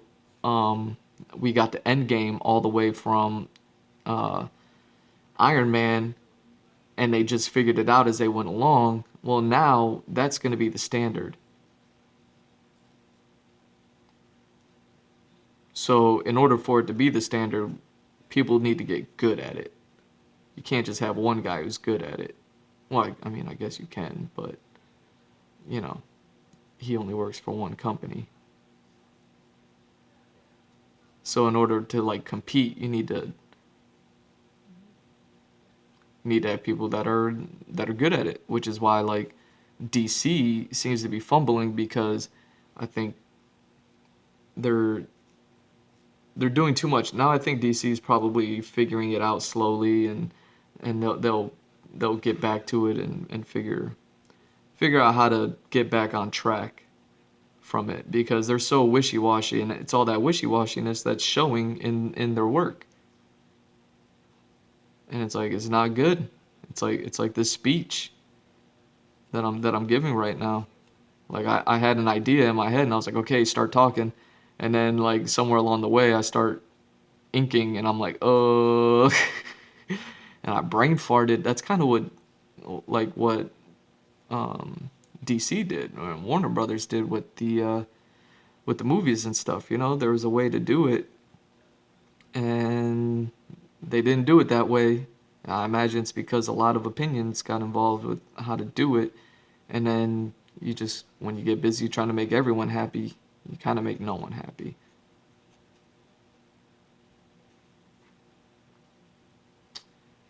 So what does this have to do with me, and why am I talking about it, and why do I care?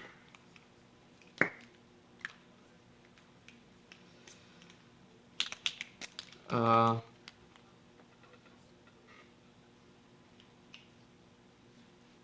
Let me clean this tip off.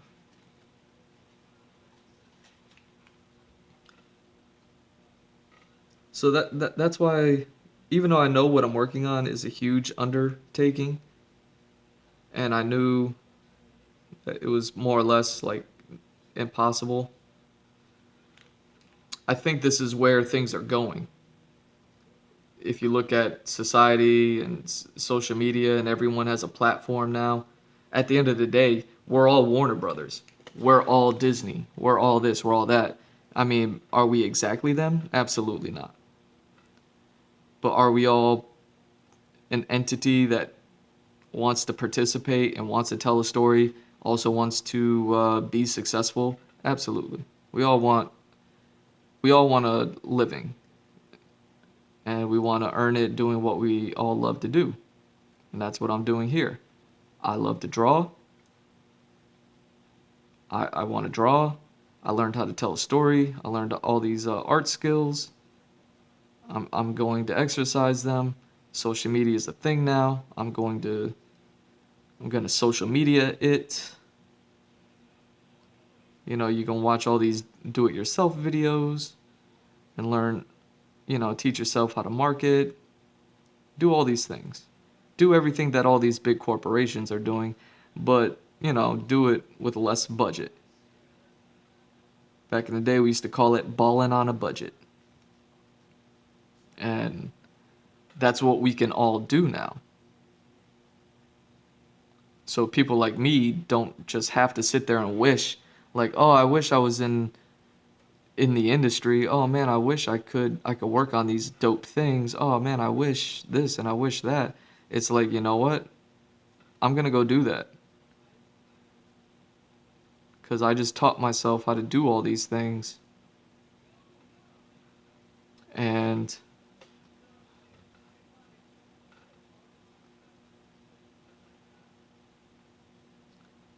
now I have a story to tell. Now I think it's dope. The last thing I need is for, I've spent years on this, and I I think it's going to be great. And now not only am I going to execute it, but I want to stream it to teach people and show people that they can do it.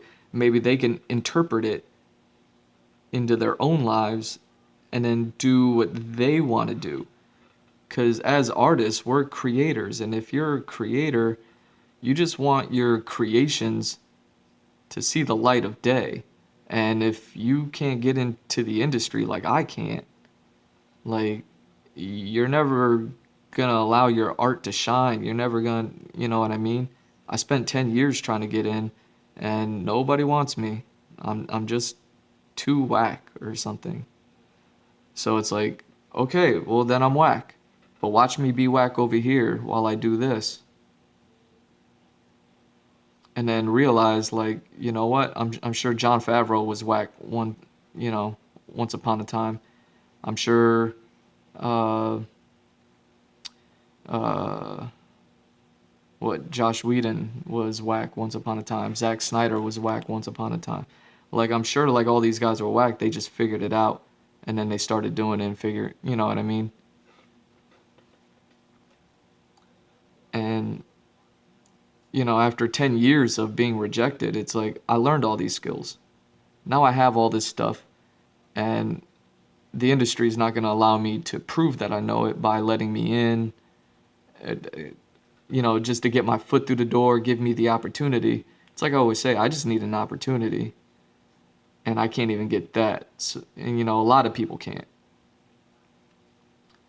Doesn't mean we should give up. Doesn't mean that it's over. I'm a firm believer, or I really like the saying of, you don't get what you want, but you get what you need. So even though kind of sucks that I can't get into the industry, I would still love to. I love Warner Brothers. I love Sony. I love Disney and Marvel. Like, I grew up on these things. I love their work. They're what inspired me to get involved in the first place. I want nothing more than to be a part of it. But if if you're not cool, if you're not cool enough for school, then it's like, I'm not going to spend my entire life wishing and hoping and then dying. Sorry. I just can't spend my life doing that. And that's after a decade of just like nothing. It's like, okay, I guess that's where it's going to go. So, but I recognized all these things over the years. So I took to writing my own story, because that's where I was severely lacking. I sucked at storytelling, so I had to learn how to write. All right, is all this stuff cleaned up now? It's more or less clean.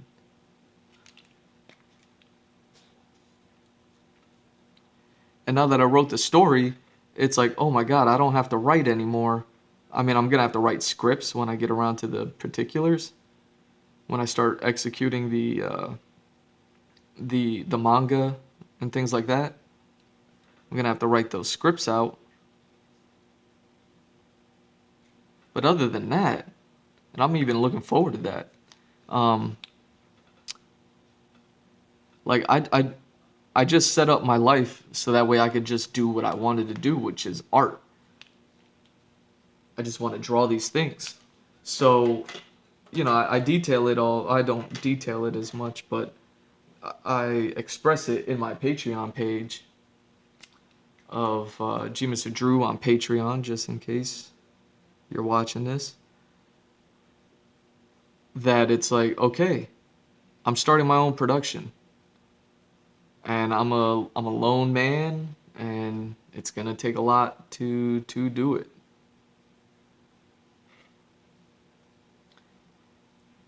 But I'm down to do it because I learned all of it. I know how to do sequential illustration. I know how to storyboard.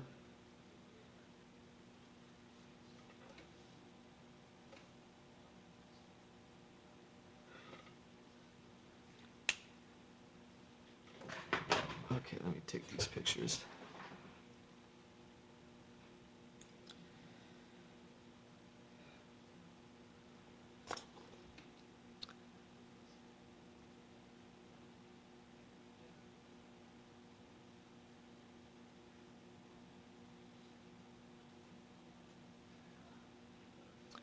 Um,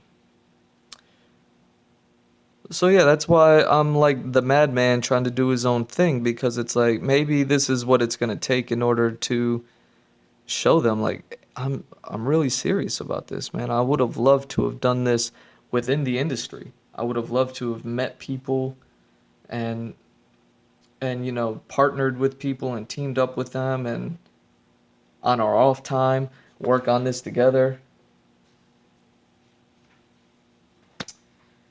Oh, come on, man.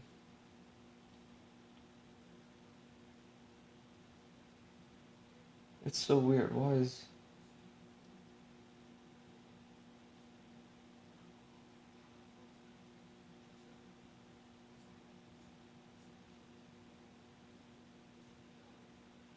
can I not see?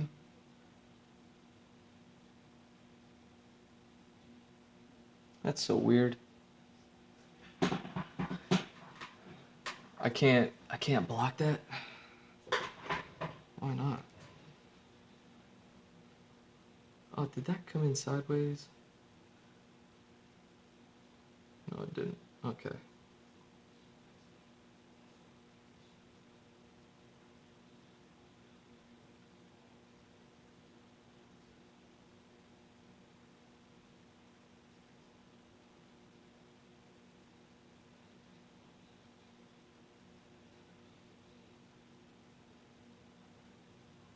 All right. Now that I got that done, let's do this. And that's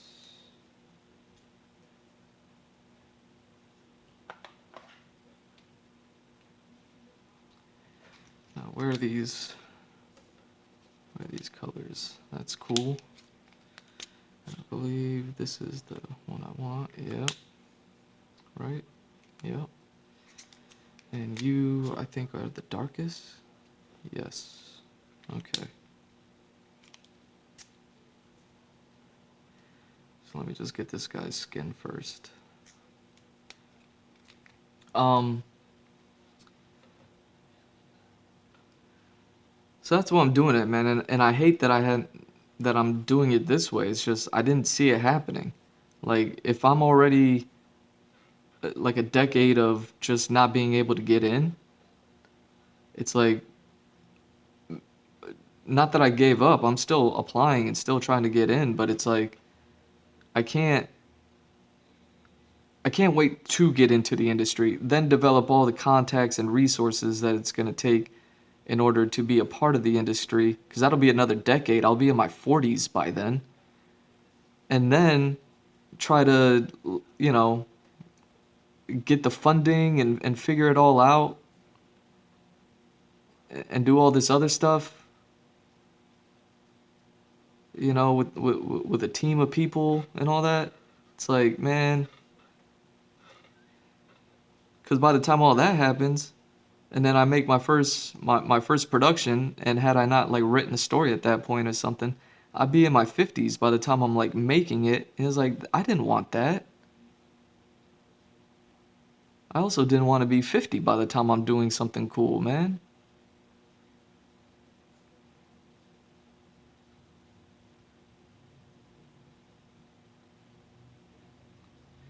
So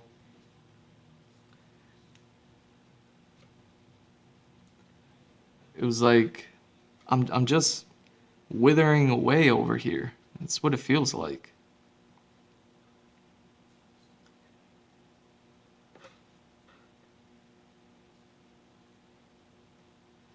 And I don't know. I hope by showing people who may feel the same way as I do, like, you can do what you want. Um, you, you may just need to do a little bit more. Like I had to learn how to comic book things. I got a degree in animation, so I learned that, but I wanted to learn that. Like that was what I wanted to learn. So I learned all that stuff. Cool, great. Didn't get it. I'm not a professional animator in the slightest, sadly. And it seems like no matter what I do, I can't get in to the industry, no matter what, sadly.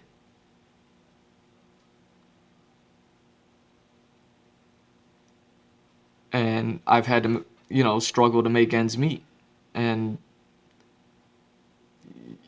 all the while I'm struggling to make ends meet, get denied by the industry.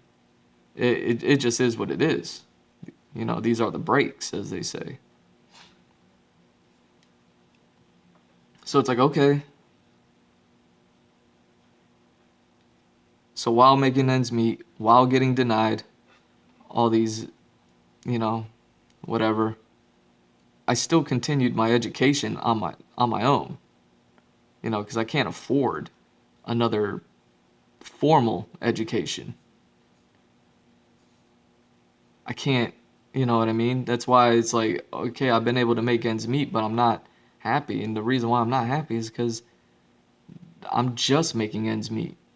It's not enough. Like, it's not living, man.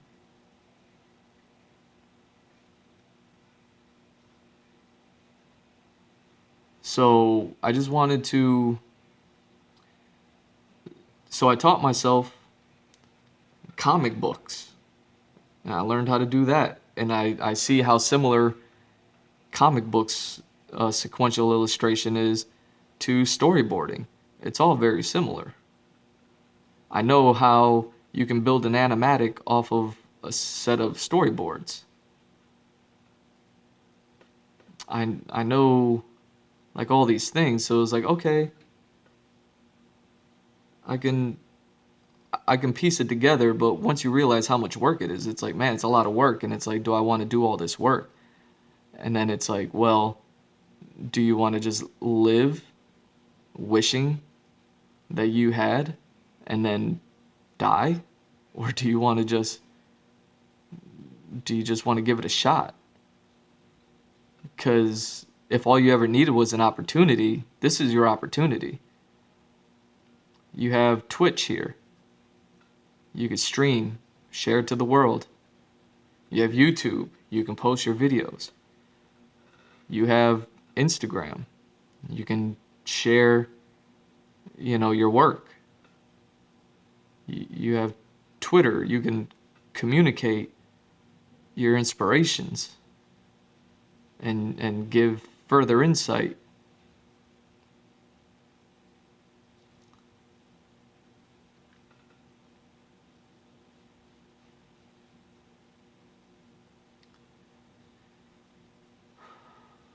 All right, that looks really bad.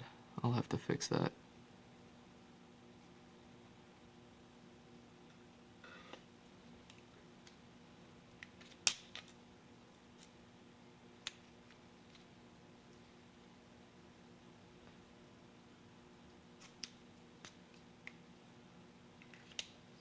Yeah, let me fix that. That looks. I think I started to make that like clothing, and then when that didn't work out, bring it back to being an arm.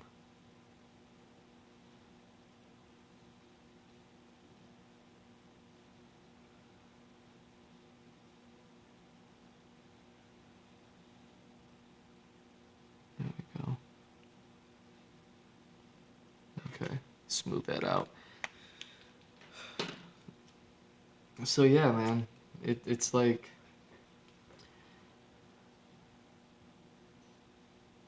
you want to do a lot. That's great. If you don't have the opportunity, you got to make it happen. And if you don't know where to begin, you just have to begin. Because I had to slowly figure it out.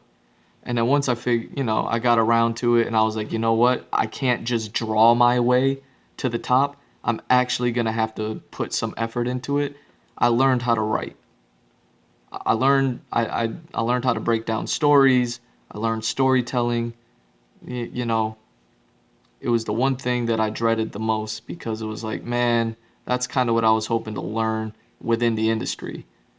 That's what I was hoping to learn after I got a job, like while working on things, to learn like, oh, this is how you do it. You know what I mean? Have it shown to me,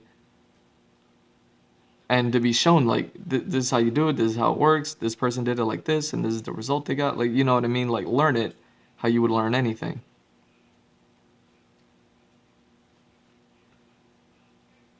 And I just had to teach myself that instead, which is whatever.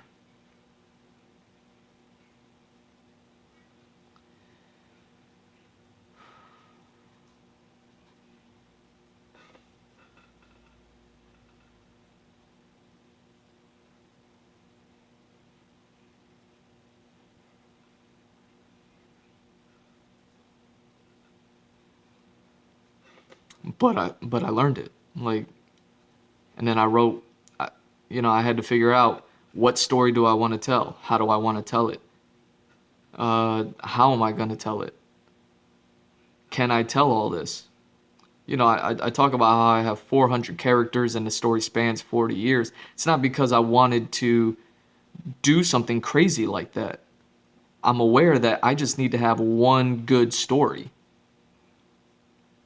And I recognize, when people write one good story, sometimes they try to get too much done in one and then they don't break it down. And that's exactly what I did. I wrote one really big, one really large, grand story, and I had to begin to break it down. And then after I broke it down, I said, well, I can't have all this happen in 1 year. Damn, my connection keeps blinking in and out, man. I'm nervous. So then,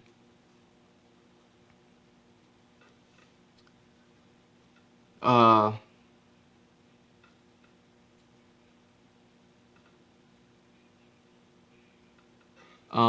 damn, what was I just saying?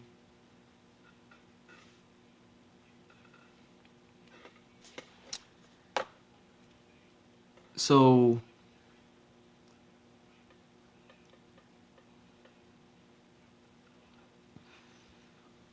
so I broke my story down into pieces, and then I realized like timelines and things like that, and then, character placements. That's why I created the map. That's why I did thumbnails of 400 characters. Before I started that, I had to ask myself, can I even draw 400 characters? Like, do 400 people exist on the planet? Yeah. Do some of them look alike? Yeah. Okay. So, can I draw them? I don't know. Well, let's see if you can. And then I went and I drew them. I took all the concepts.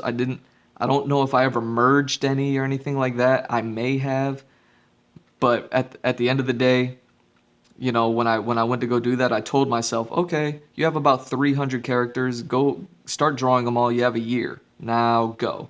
And then I did that. And at the end of the year, when I counted up all the characters that I drew, I had did 400. My goal was 300. I said, oh shit, there was 400 of them. I didn't even know that. I didn't even know how many characters I had. You know what I mean? Because the story was so crazy. But I needed them. I needed them. You know, they all represent a different thing at a different time for different people. So I need all this. And I did it. I set out to do 300. I did 400. And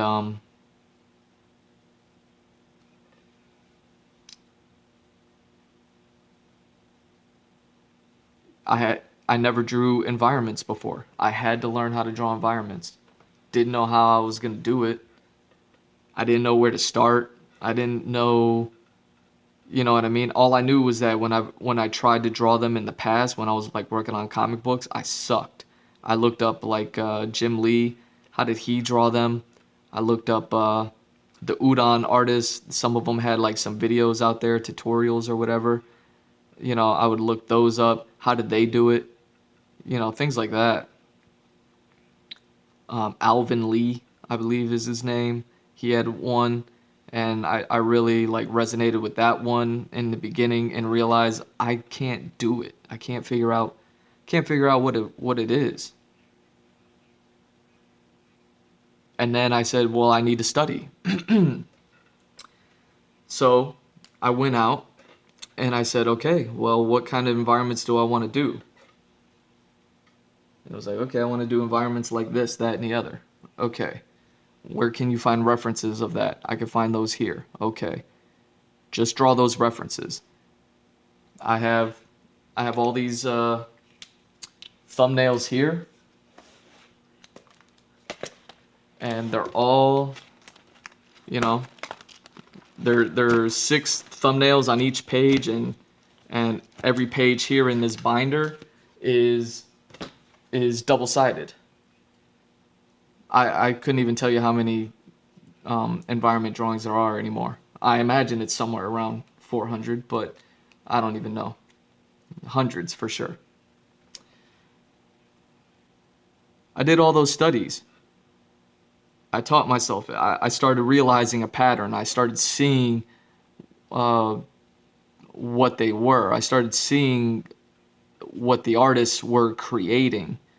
You know, I started to learn how to break it down, and then, you know, how to create certain textures and to differentiate between a stucco building and a brick building, and how to differentiate between glass and mirrors and things like that. Now, it was all just study. After I had so many, just like how I had to break the story down, after I studied so many environments and I had all these exteriors, interiors, cold, warm, you know, I had so much work done that year that I was like, I need to create a map. I need to organize all these things. Now, they're just studies, so they're not like final pieces of work that I'm using, but I need to create a world map. And then I'm going to throw those studies on there, and then after I do that, I'm going to create an actual map and environments based off of those. And that's what I've been doing now with, you know, like this map, this environment, for instance. This environment here.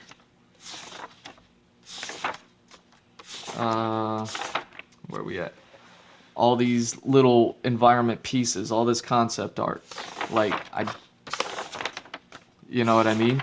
This is me just going back and taking all that study that I did and now building upon it. I never made a map before I drew this one. And this one is my second one I ever made. This is the first one. You know, I it's rough, but it's whatever at this point. Like I did what I needed to do and I got what I wanted out of it. And then I was able to make all these beautiful little environment pieces. Another thing that I never really did before after the study. These are like my first stabs at making environment concept art. And that's what I'm doing on this on my podcast now. This is what I share. This is what I do. That's why I hate when it starts to blink out and I'm like, am I losing this video? But either way, I did all I did all the work that I wish I could have done in the industry. Just because I didn't get in where I wanted to, um, I didn't let it dissuade me. I think there's value in that. I hope people can see that and that they can be like, you know what, this guy actually is doing it. Like he's not bullshitting. And now I get to just I did all that groundwork just so I could do what I wanted to do in the first place, which is just draw. And that's what I'm doing now. You're catching me at the best moment of like I'm just creating, and now everything I draw is my own. And now, you know what I mean? I don't work on fan art anymore. Well, I guess I do. You know what I'm saying? Like Chopper, duh. Like of course I do. But what that piece of fan art would have meant to me years ago and what it means to me now are two completely different things. I work on fan art now knowing that it's fan art, where back in the day when I was a kid, I would work on fan art and think of it as um,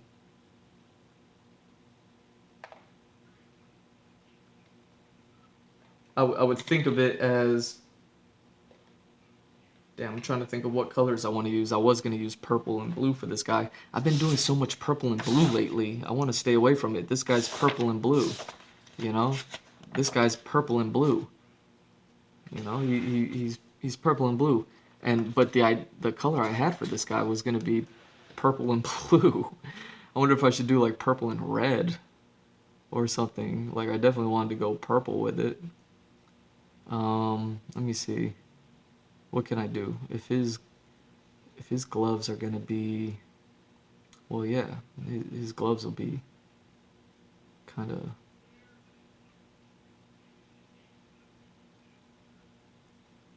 All right, so what color can I make it then?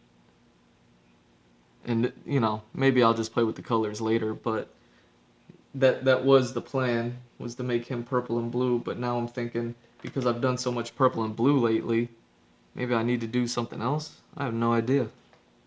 Shit.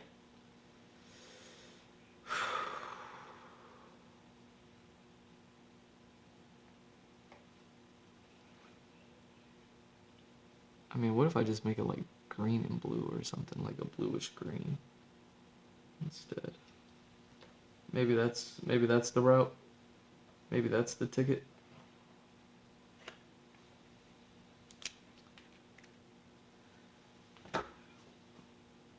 Okay. Well, let's slowly figure this out.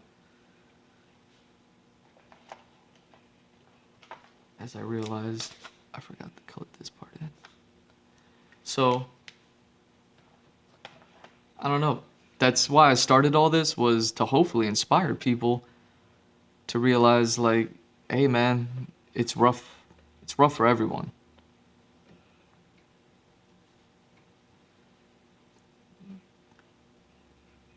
So, don't let it dissuade you.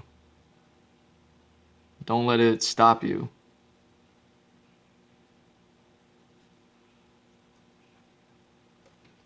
Fuck it. I just need to throw some colors in here. And it doesn't need to be perfect. I could always switch these colors up later after I get all the character concept art going.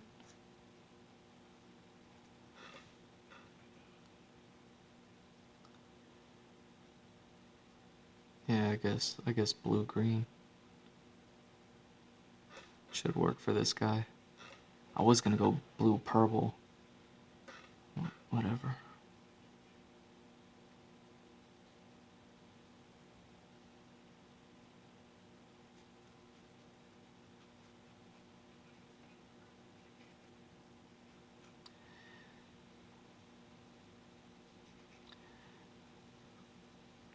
But yeah, and when I wrote the story, I mean, to tie it back into the whole Marvel spiel that I was getting into, was just to say, like, I recognize all those things. I recognize how, these shows can waver.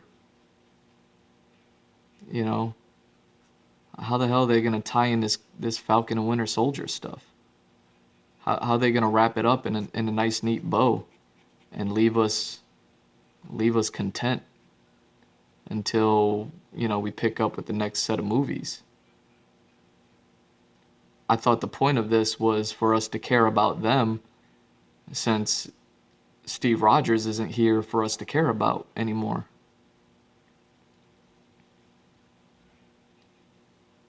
And looking at where this show is, I have to ask myself, oh, did I finish my coffee or pour the second one? See, this is what I mean by the coffee get cold. Let me, I should have poured this before I started coloring it, so that way I could at least ponder. I'll be right back. Let me get that second cup of coffee.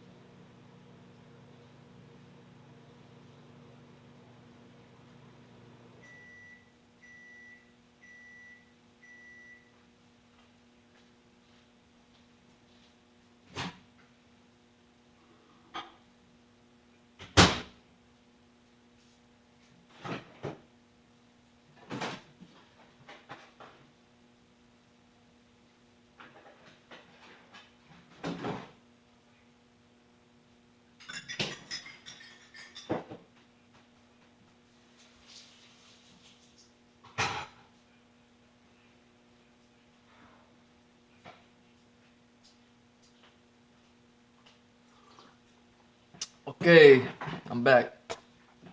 Let me sip some of this coffee. I had to microwave it, like I figured I'd have to. So, damn, what was I talking about? That I hope people are inspired.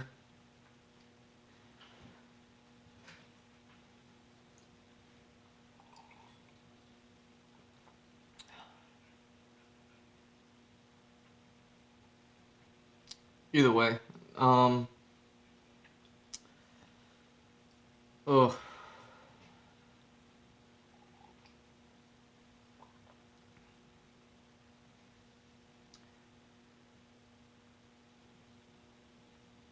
yeah. Let me think. Where was I? I forget now.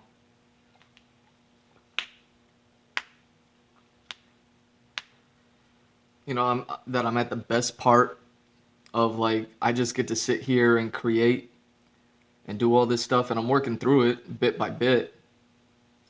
Um, some of it's gonna take a little more work than others. Like this character, I don't feel like I have to do much as far as like the visual design, because like I said, he's kind of like a lot like the main character, or like you know what I mean. So I already have my main character idea, and then this guy is just like an alternate version of it, basically.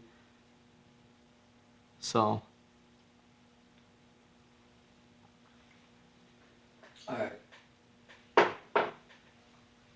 let's go.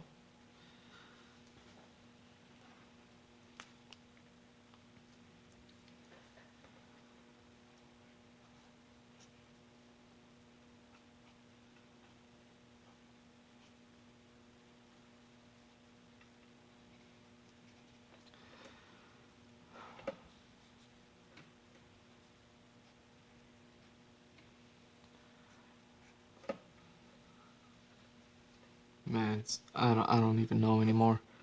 I just wish I forget what I was talking about before the coffee snapped back to me. I told you I was gonna have to microwave it. Told you I'd be forgetting about these things, and sure enough, sure enough.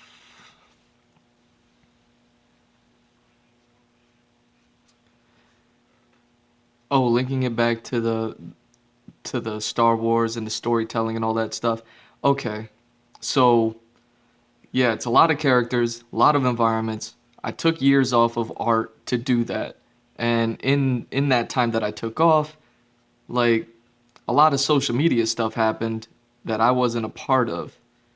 So this is kind of like my reintroduction to the world, to people in my life, and also, oh shit, I forgot to color that in too. Let me do this. There you go. And then at the same time, I get to share. Oh, why is that like that? There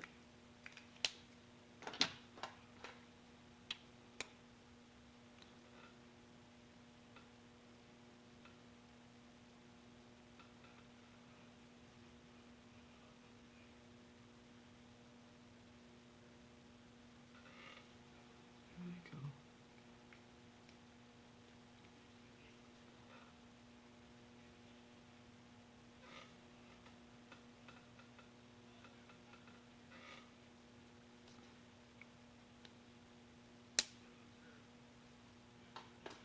So, damn, I'm all scatterbrained right now. Um,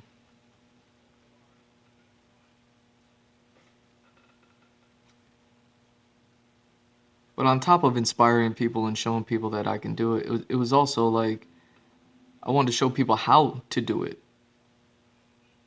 I know a lot of artists that want to create things. They just don't know where to start, so they're like me and they just want to get in, so that way they can do it, and then they get out so that they can go do it. And unfortunately, it just hasn't worked out that way for a lot of people.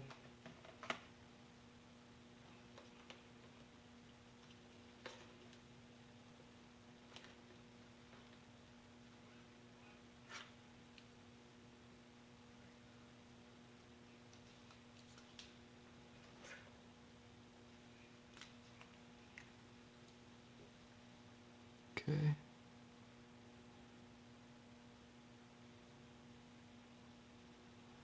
Hopefully this works out.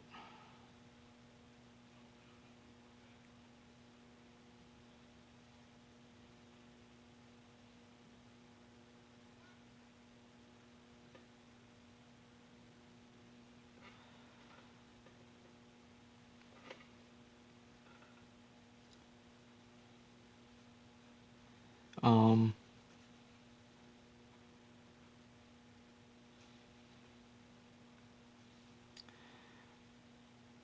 so yeah, that's kind of part of what I'm doing here. Part of it is the art, show people how to do the art, as answer people's questions how to do the art.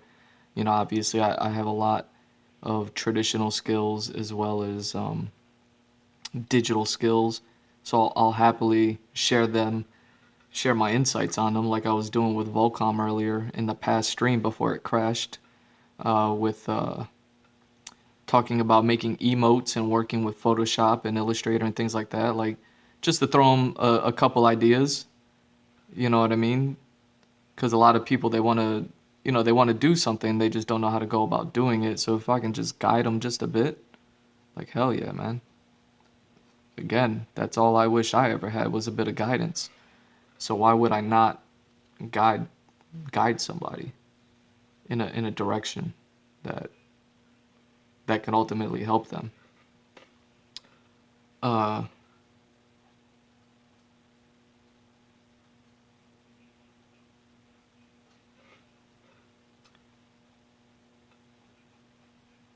so yeah, I now I'm just in this place where now I just get to draw again. This is what I did all that work for.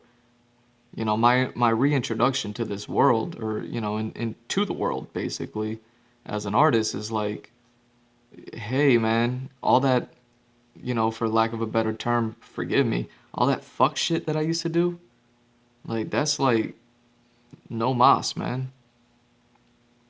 That shit is gone. That shit is no mas. I used to do a lot of bullshit, man. I wasted a lot of time, and it was because I had these ideas, I just didn't know how to execute them, and I didn't take the time out to learn to execute them because I knew it was going to take 5 years of my life in order to teach myself these things. When I could have, like, when I was looking for a job, so that way I can learn them on the job, and it just didn't happen that way. It was like, oh, that's what you were trying to do? Nah, sorry, don't work like that. Um,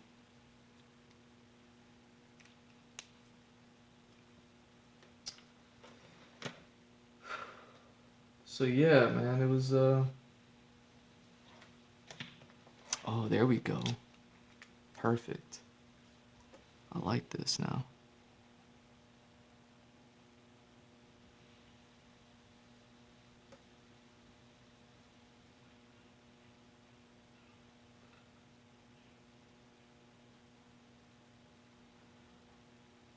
So,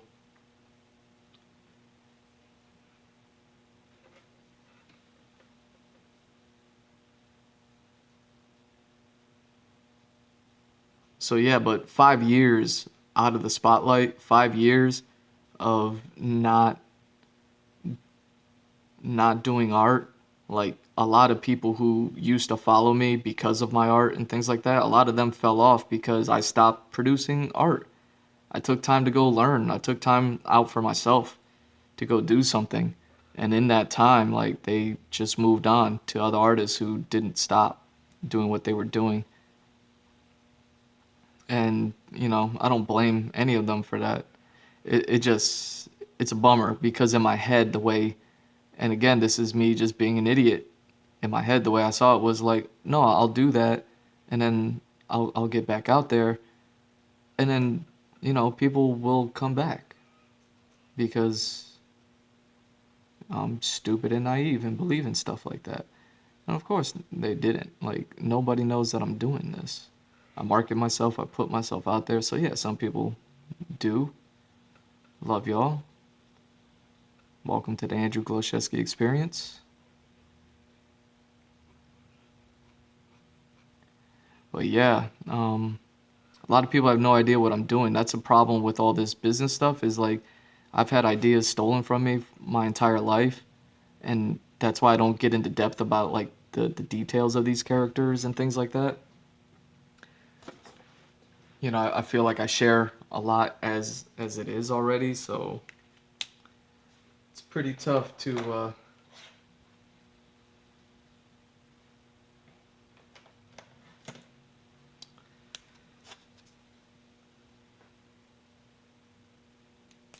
okay.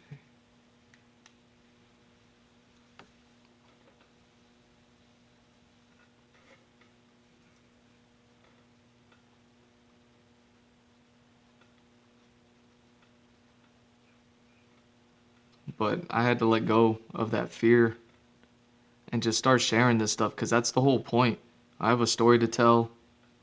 I want to tell it, and now I have it set up so that way I can kind of do all this concept art and hopefully people enjoy the art enough.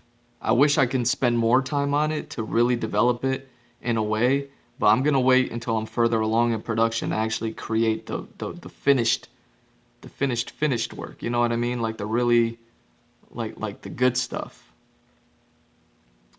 As this is right now, it's just hey,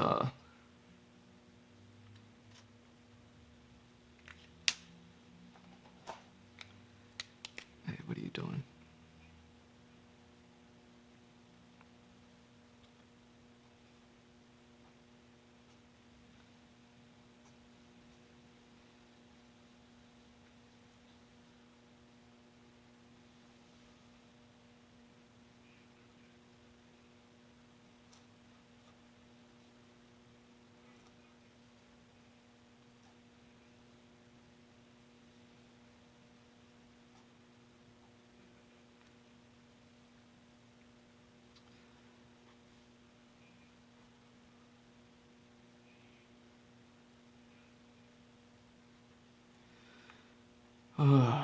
Okay.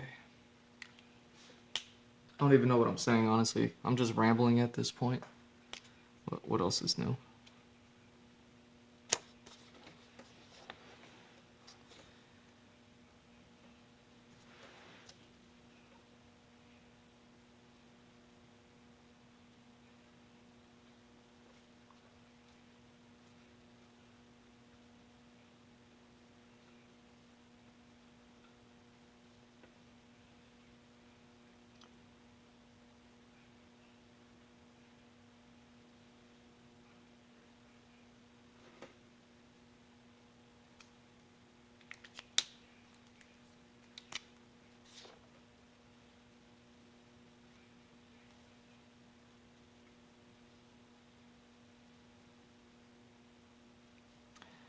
But yeah, once I start like the actual manga, I'll actually start illustrating these things with some intent on making it clear and beautiful and things like that and bigger. You know, everything that I work on here is tiny. It's just to get the ideas out, you know? That's my only goal here. Get the ideas out. Once the ideas are out, then I could start attacking them in cool ways, and you know, actually draw this character, give them personality and things like that.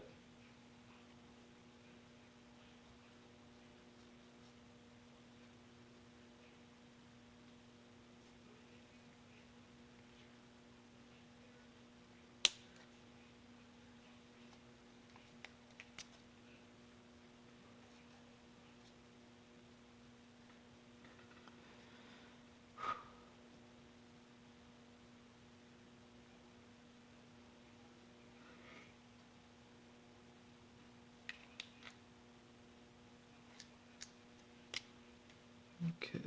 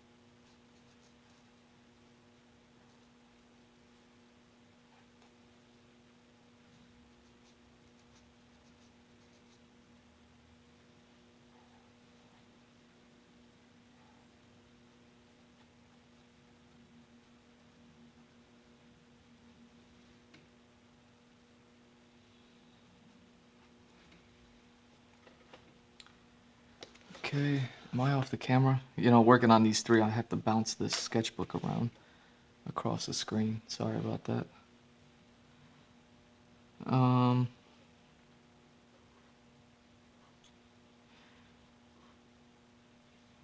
but yeah, so you know, that's what I do here, man. I taught myself everything, and now it's like, hey, this is all the stuff I've been doing for the past 5 years. All those skills that I had when I was a kid, And when I was just a young, talented artist, like that's one thing. What I'm doing now is completely different, and hopefully that's, part of the viewers enjoy that. They enjoy somebody who's not just pursuing, their dream or their goal and things like that, but also, um, oh shit.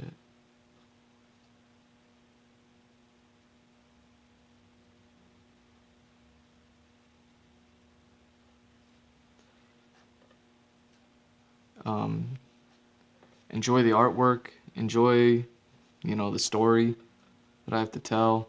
They enjoy the process of learning all this stuff. Um,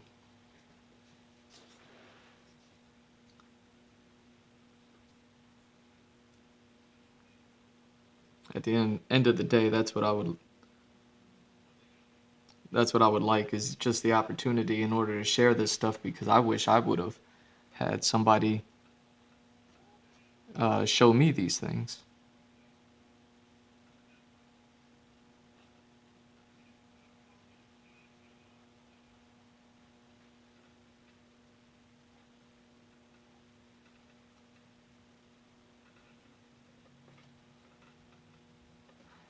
So yeah, man, if that's like something that you think you'd be down with, man, just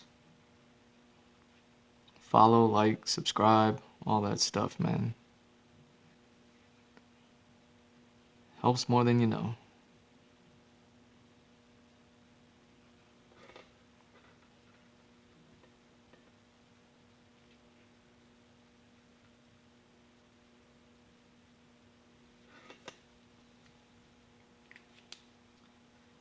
Man, that was the worst ramble. Worst ramble ever.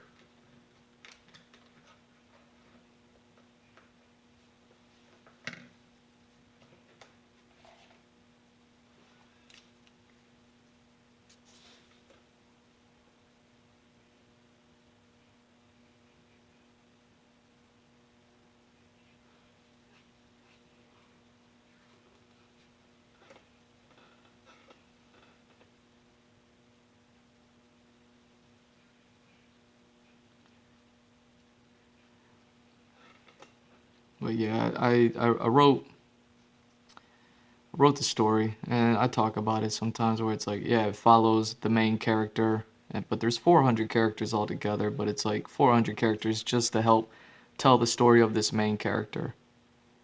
And you got to think about how many people do you have in your life, and how many people, over the course of 40 years, you may only be half that age. You may only be 20 years old. This story picks up with my main character at 16, and it's about 40 years of history, so it ends with him in his 50s, in his mid 50s. You got to think how many people are going to be in your life in that time.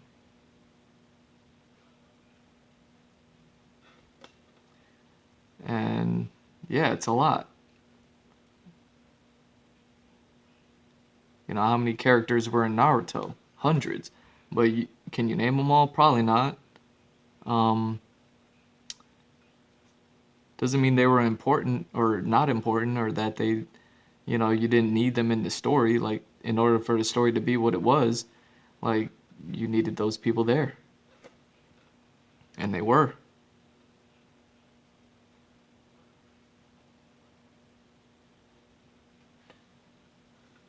So that's what I mean when I say, like, I have 400 characters. Is it 400 completely fleshed out for 40 years characters? No.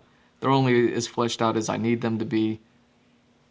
But yeah, there are, like, let's say a dozen characters that I do need to, like, flesh out, because how in close to proximity they are with the main character. You know what I mean? If they're gonna be there rocking with them for a lot, like, there's got to be a lot of development. Gara in Naruto gets a lot of development because he's there and we care about him. But then someone like I don't know, Hanzo of the Mist or whatever his name was, like he's there for an episode and then he's gone.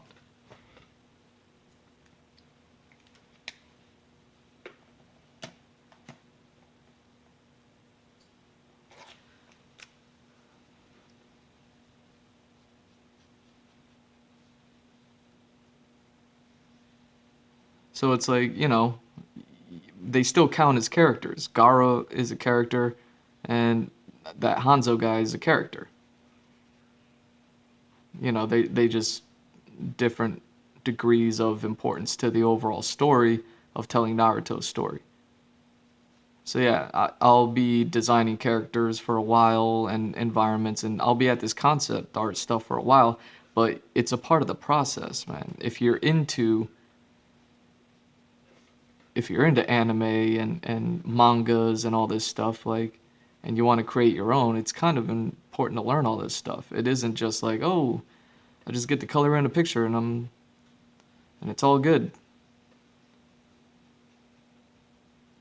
Like, there's a lot that goes into it.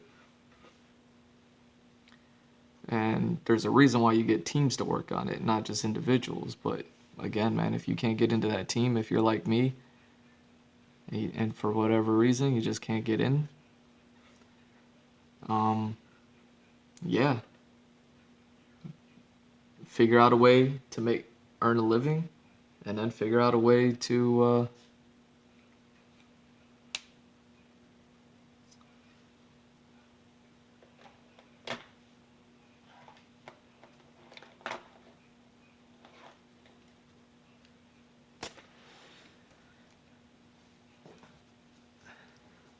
sorry, let me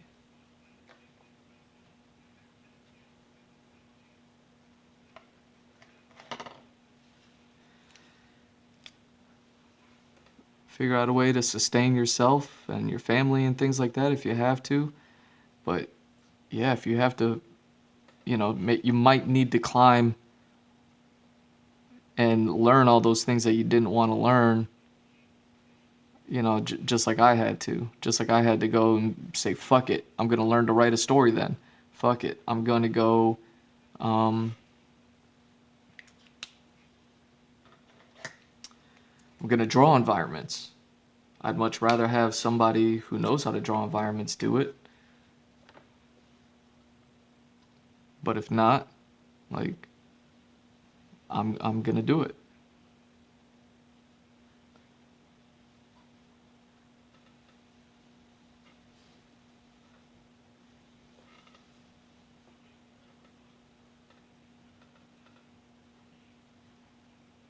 Not because I'm angry, not because you know, I hate people or anything like that. It's because I'm old enough to know, like, my time is going to be finite. And even though people might say 32 is still young, it's like, yeah, it's young to you when you're 50, but, you know, a lot of people may not have had dreams. A lot of people may have given up so long ago and just come to terms with their situation that they've allowed themselves to find happiness, which is great, with something that they never thought they would find happiness doing, which is fine. People are allowed to do that. But I couldn't find happiness, man. This is what makes me happy. What I'm doing right here. Like I said, I would love to be doing like more polished work, but I after learning what it's gonna take in order to make the work that I want to make, I have to do a lot of this groundwork that I'm doing now. Like that's what I'm gonna do. So yeah, right now all the sketches are rough, but I also spent 5 years off of drawing. So all of this is just to like loosen me back up and get me in a place where I can start drawing those more polished pieces that I want to draw. And now they're gonna go into a direction that's going to serve a greater purpose than what they used to. What I used to do was I would make something and it would be dope, and then I'd go on to something else and it would be dope, and nothing ever formulated. It was like those old 90s Batman movies, man. It was like, yeah, I guess they all stand alone on their own well enough, but you know what? The cinematic universe shit, that's where there's more work, more money, more this, more that. Well, that's what I'm doing here, man. I'm not doing that 90s Batman shit no more. I'm doing this new cinematic universe shit now. And in doing that, I'm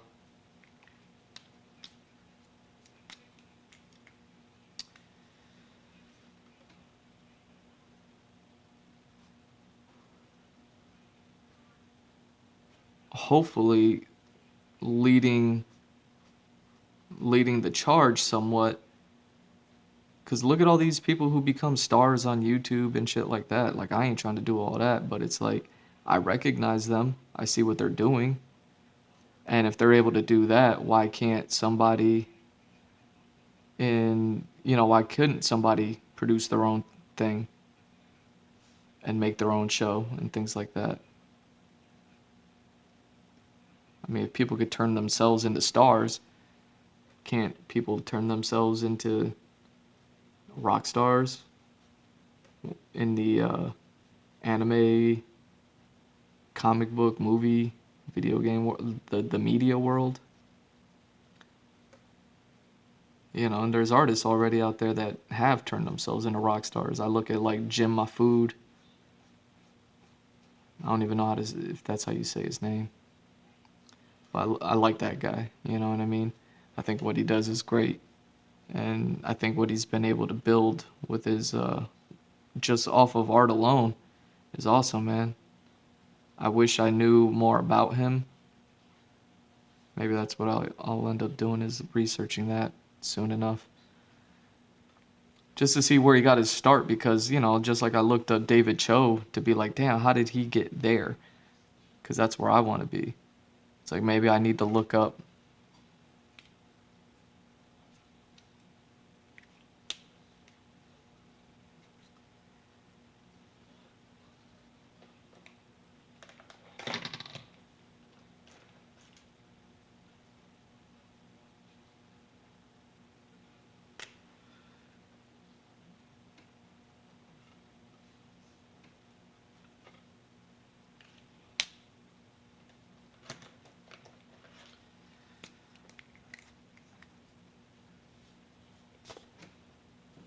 Yeah, it's like I said, maybe I'm just not that dope. Oh shit, that's what I wanted to do. That's the color I'm looking for. Not you, but you.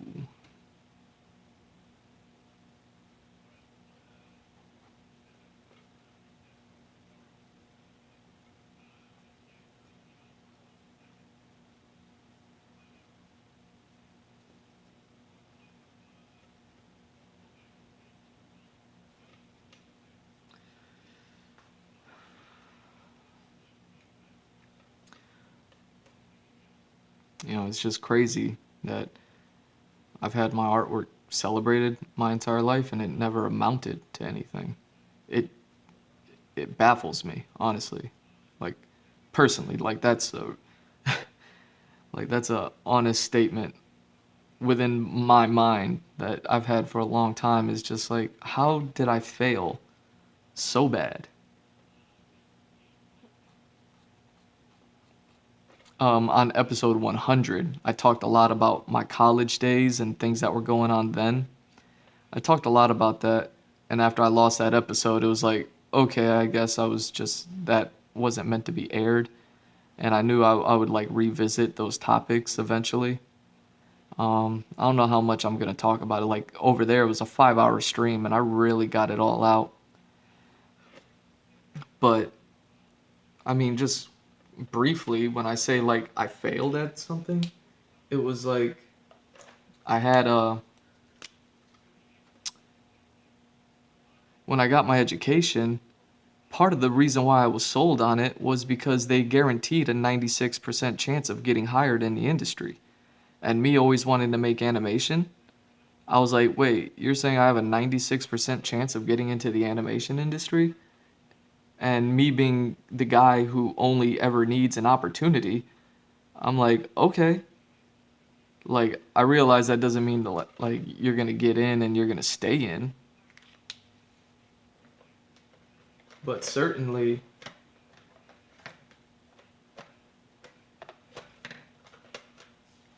you can, if all I needed was an opportunity, certainly I could have just gotten in and then I could have stayed in because I would have busted my ass, man. I would have hustled hard.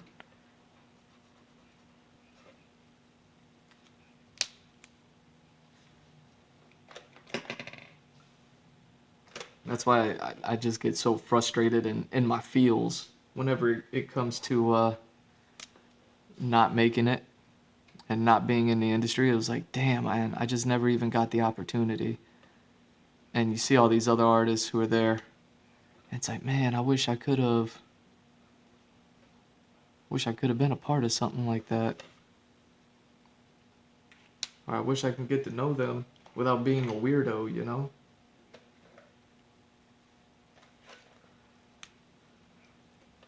I try reaching out on like LinkedIn and things like that, but like nothing ever works.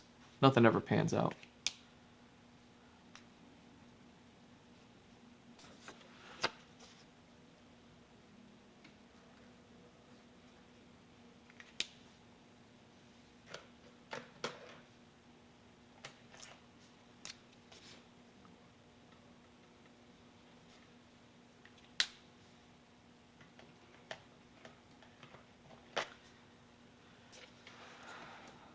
I don't even know what I'm talking about anymore.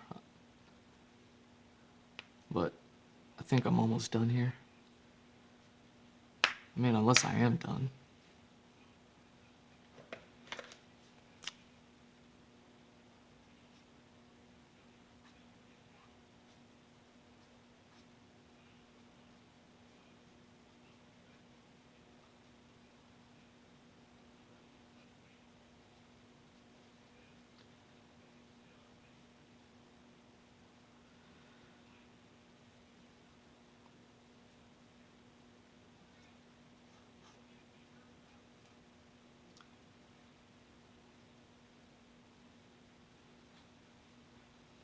Okay.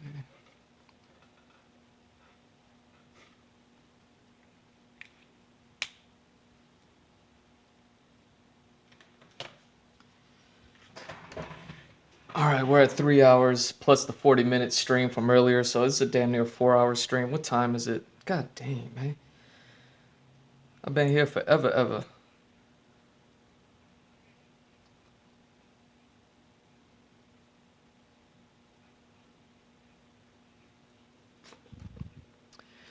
Oh, yeah. That's gonna be it for these drawings. So let me get these last pictures in.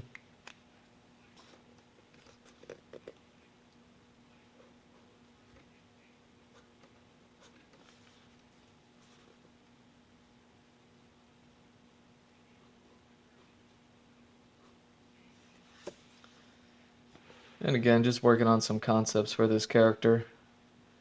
Like I said, he was gonna be blue purple, so I at least got a little bit in there for that. And I said, all right, let me try like blue green just to change it up. He's like I said in the beginning of the stream, he's where's that map at? There we go. He's like down in these areas here.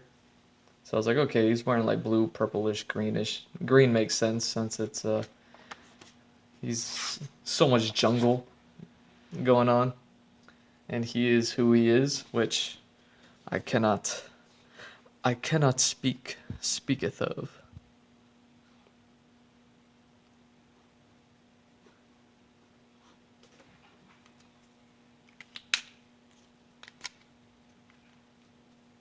Yeah, I'll probably have to do more drawings kind of like this. This is my favorite. I mean, I like these two, but get the whole outfit in there. Like this one has the old outfit, but a lot of it's hidden in there. Um, just because of his position. So yeah, I'll have to get more of him just standing. And I have still plenty of space down here. I could split these in half and get them standing up in there. And then I have enough to fit a bunch in here, which I'm kind of saving to do like really big pieces for, get a little more detail of them. But at least this is like a good start of whatever. So what's today, the 16th? Here we go.